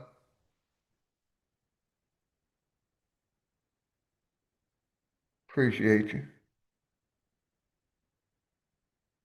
Yeah, you didn't set your mic up yet. I'm going to give you a minute to set your mic up. I see the camera, but I don't see the mic. There you go. You can unmute now, good brother. Much love and respect to you and the family, man. Like I said, like I told the people, expect a stream next week of me and you going in on one of the topics. But welcome to the platform, brother. You got it. Peace, my brother. How you doing? How are you hearing me, brother? Loud and clear, brother. You are loud and clear. Much love to you and the Yes, family. sir. Real much love to you and your family, brother. Peace, love, honor to everybody in the chat. You know, the hypocrisy of the media, the federal government, the legislative branch, the lawmakers is just astonishing, bro. Now, they'll get on the news in front of us and tell us there's no place for violence in this society. And look at how they solve their conflicts here and all over the world. Everything they solve with violence. And it's hypocritical to say that. You know, they always to this day condone violence. And they are moralizing this young man that created the atmosphere to have himself taken out of here. He created the atmosphere because he said himself that we should have a certain amount of deaths by gun violence every year. He said that's needed. Have it your fucking way. Now he's a part of his own statistic. Right before he was shot, somebody asked him a question about mass shootings, and he was about to shift the conversation and start talking about us instead of just answering the question. He answered the question about, is it too many transgender people, whether, I don't even think that's a damn word, transgender. But for the sake of argument, he asked, is it too, how many is enough? How many is too many? He said something to the effect that it's too many of them. And then he asked them about mass shootings. Now, I'm not going to say that we don't have problems and we don't, things that we have to work out. But for him to say that, to use that argument like what we do to each other, that's a bad faith argument. You can only argue that point if you give a damn. He's saying that because we call him out on what his people do to our people and other people. The very first thing they do is they'll pull Chicago out their ass, or they'll talk about what we do to each other. Like they give a damn if we die or if we kill each other. They don't. They don't care about that. And it's hypocritical for them to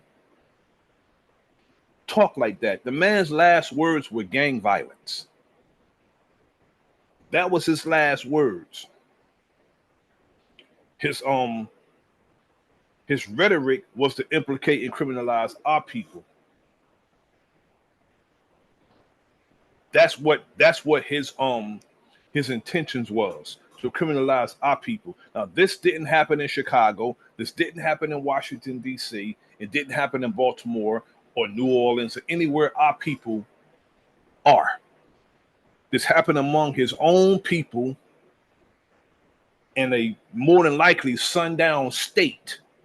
Utah is more than likely a sundown state, not necessarily a sundown town in Utah. That's probably a sundown state. And if you don't play for the Utah Jazz, your ass better not be in Utah. And I'll land for now, brother.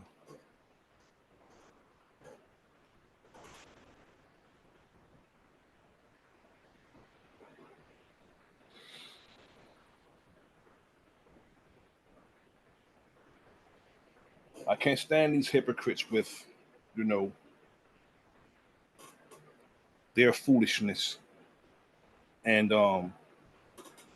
trying to shame our people into feeling some type of empathy for this dude.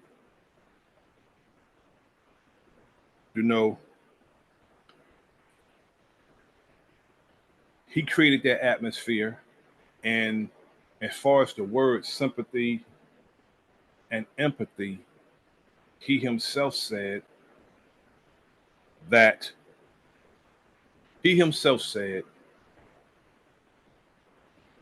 empathy and sympathy, he hated those two words.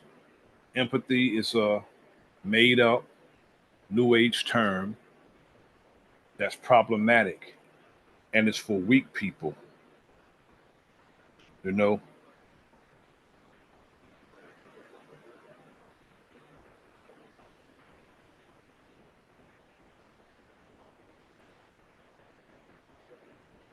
I don't trust these people. I was telling my wife today that it's not even written that it really happened because of their deception now and in the past. I said, but in the event that it really did happen, he brought that on himself because they have the capabilities to have us saying things that we didn't say and put us in places we never were. They have the capabilities to do that with their artificial intelligence. Now, artificial intelligence been around longer than we think. When they trump up charges against us and they have men and women going to jail for 30 years and they find out later on down the line that they were innocent, that came from artificial intelligence, shit they made up. Most of their intelligence, a lie, is artificial intelligence. A nigga trying to sound intelligent but don't know a goddamn thing and can't prove what he say. It's also artificial intelligence. So anything they say to us, we really can't take it definitely at face value. We can't. Because these people will sit up here and lie like they did at this debate. I guess it was the Senate talking about the vaccine and C-19. Outright lying, telling us that the vaccines were saving lives, saves millions of lives. I know in my city, they had portable morgues, like refrigerated trucks, and they were just throwing bodies in it as the people were dying, just throwing bodies in it. And also heard of stories where people wasn't even deceased. They just was expecting them to go. And they prematurely put them in a damn body bag and threw them in the back of the truck. So we can't trust these people in anything they say. And it shows you the privilege.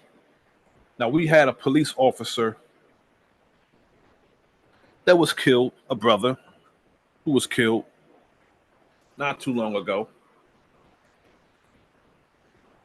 Somebody who was really serving the public. At least he was, for the sake of argument, a cop. No flags flying at half staff. None of this bullshit that we got going on now, as far as the frenzy, talking about it day in and day out.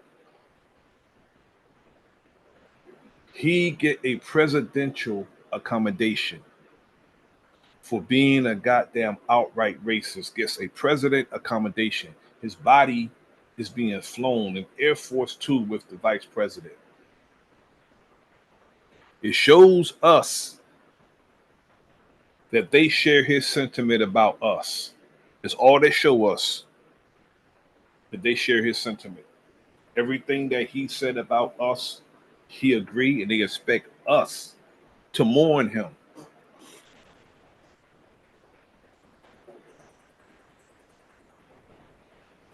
Based on what he said, I would mourn him by giving him his wish. I don't have no sympathy for him. And may he rest in eternal piss.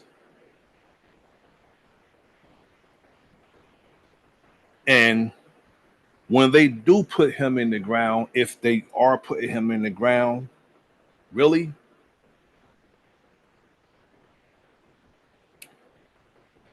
I wish the earth will reject him,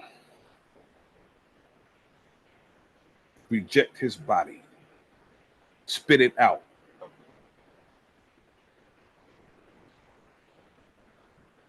Now,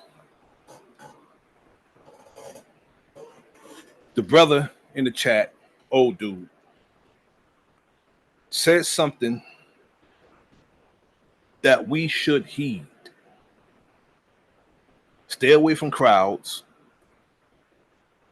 Stop running around with our open and consistent enemy. Stop running around with them thinking that we are in a kumbaya type world. Brother Old Dude is giving us information that we should heed. Stay away from so much amusement, because at the peak of your enjoyment, shit can happen. You can lose your life. So we should stay away from amusement.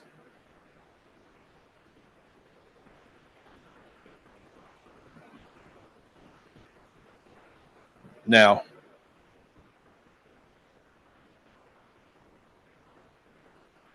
there was a large crowd of his people cheering him on when he was allegedly shot. Because I can't really say for certain that it happened.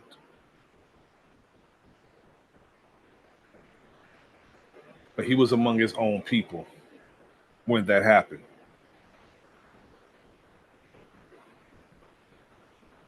Again, it's a psychological operation. I'm not saying that it's a psychological operation that it didn't happen, because I don't know whether or not it truly happened. But it still is a psychological operation, because they are playing it day in and day out, having multiple conversations about this dude, trying to make, he's all these actors on this stage. So it is a psychological operation. It's about how it affected people psychologically. Day in and day out, they're talking about this.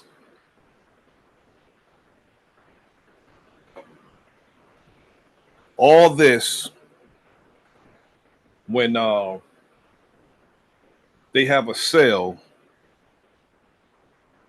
at Bob stores. It should, what happened to him should not beat that they have a sale at Bob stores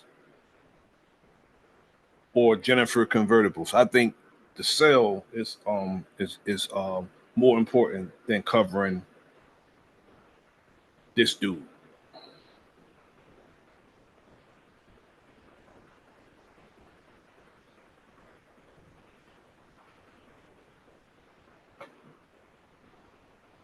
You know, violence is a problem in the United States.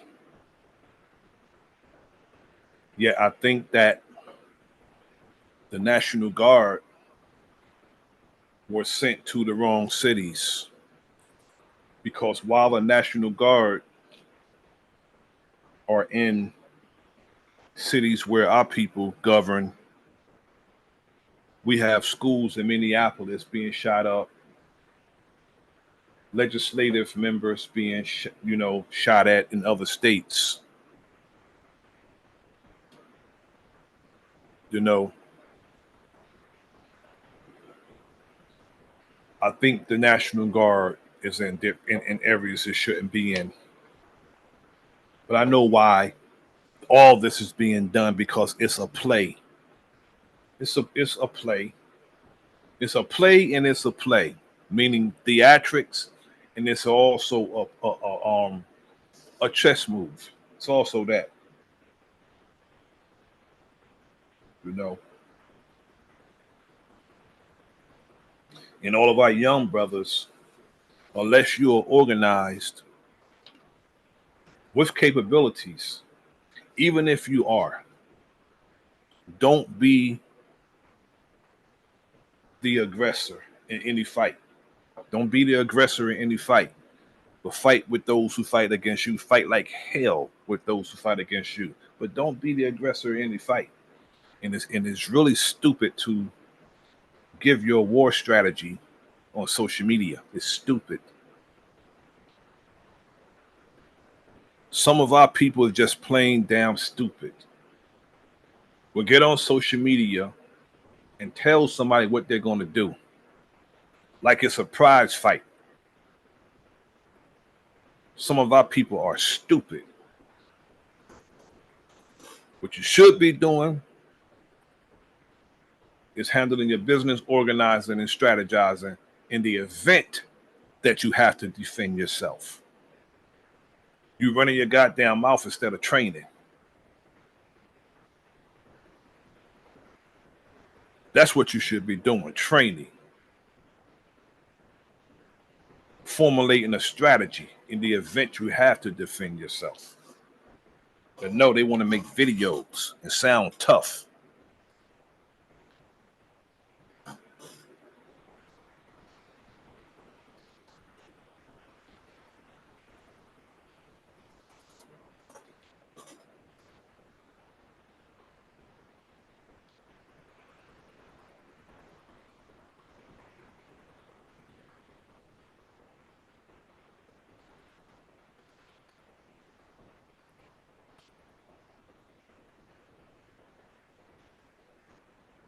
Yeah, but it's a play. We're going to see that it's a play right down the line, because first, Donald Trump is not the brightest. He's not the sharpest knife in the drawer. So he's going to show his hand like he always do. He's going to show his hand before he play it. He loves doing that. He makes a habit of showing his hand before he play it. Just like with Venezuela, when they bombed the boat, the ship, whatever it was they were on. It's nothing but a play. And it's also weapons of mass distraction. Got us looking at one thing, paying attention to one thing while they're doing something else. It's a play. Remember I said it, as far as Venezuela, they're going after that oil in Venezuela. Donald Trump's going to go after that oil.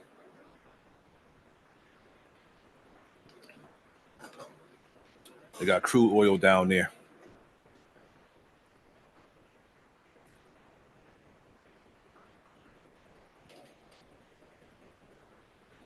Wish I could share my screen. I'll play some music till the brother get back.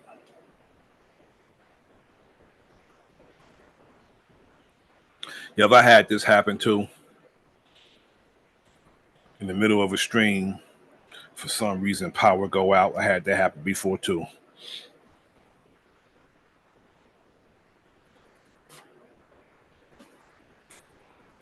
Sometimes it just happen with the grid.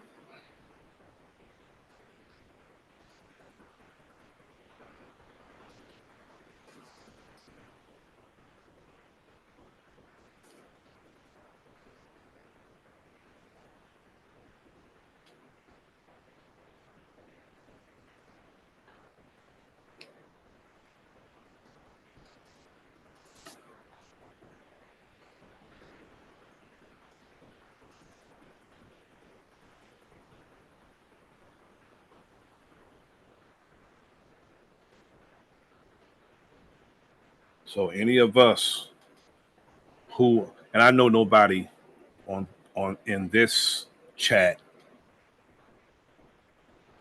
I know nobody. I mean, some of us are probably celebratory, but I know none of us has sympathy or empathy for this guy. I know that because I don't see nobody in this chat based on watching on a protracted period. None of us are that stupid to have empathy for this dude. Because if any of us met our demise, he would justify it, and he was more than likely celebrate it and say one of us say we deserve it. So I don't even like the hypocrisy in some of my people, accompanied by their stupidity, doing, and most of it is really performative. It's performative empathy and sympathy. Performative. Even with some of the white people and the politicians, it's performative.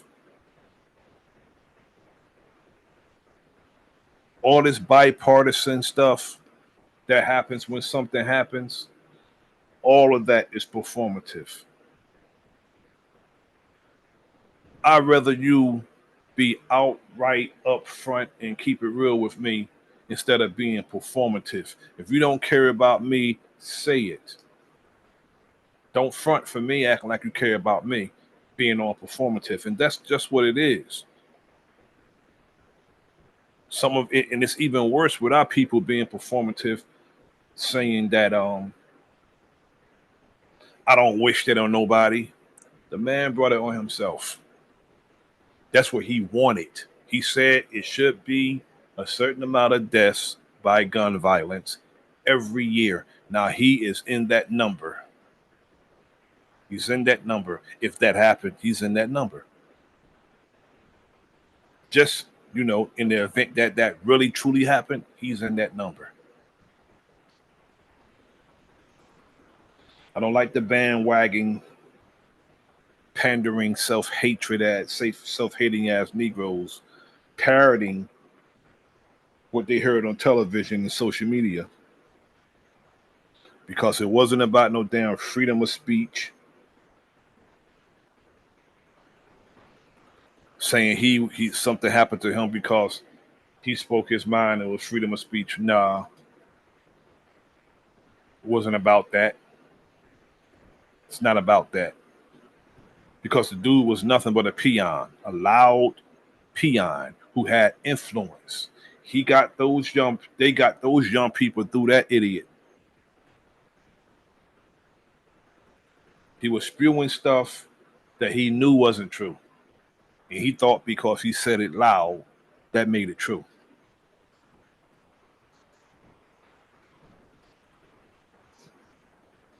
We're denied freedom of speech on a daily basis. You say the wrong thing. We can make songs. We can make songs. Go in the studio, make a song about killing each other all day. They're not going to say you can't put that out. They're not going to say you can't put that out. They're not going to say you can't make a song about calling your women out their name. They're not going to tell you can't put that out.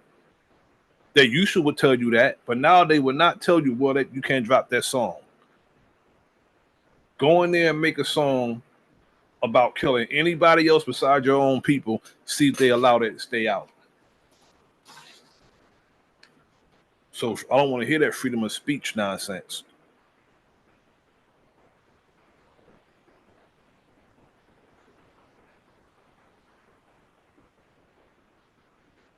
Because his freedom of speech was criminalizing us unjustly.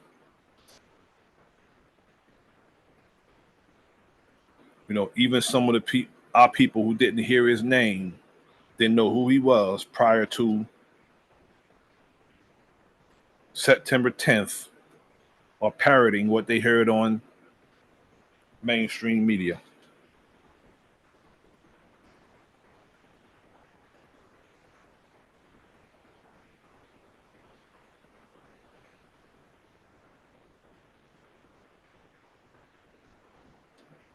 It takes a total imbecile to just jump on the bandwagon, jump on anything. You don't know where it's going. Some of us just jump on it.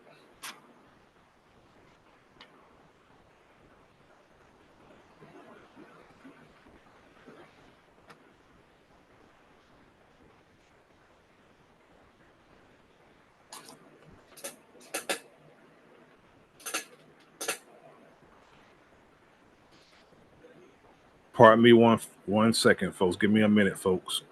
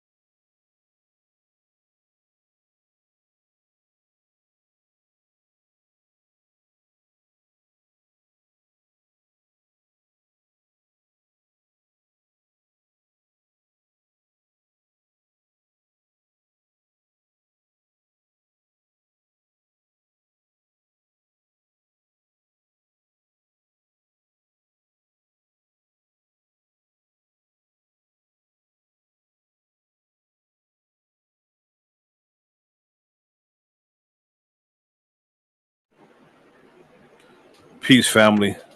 Oh, the good brother OG is experiencing technical difficulties. His power grid, his tire grid went out in his area, and he couldn't get back on if he tried. So he wants me to greet the brothers and sisters and let you know that he'll be back when he's able, and tell you thank you for tapping in, and until next time, peace.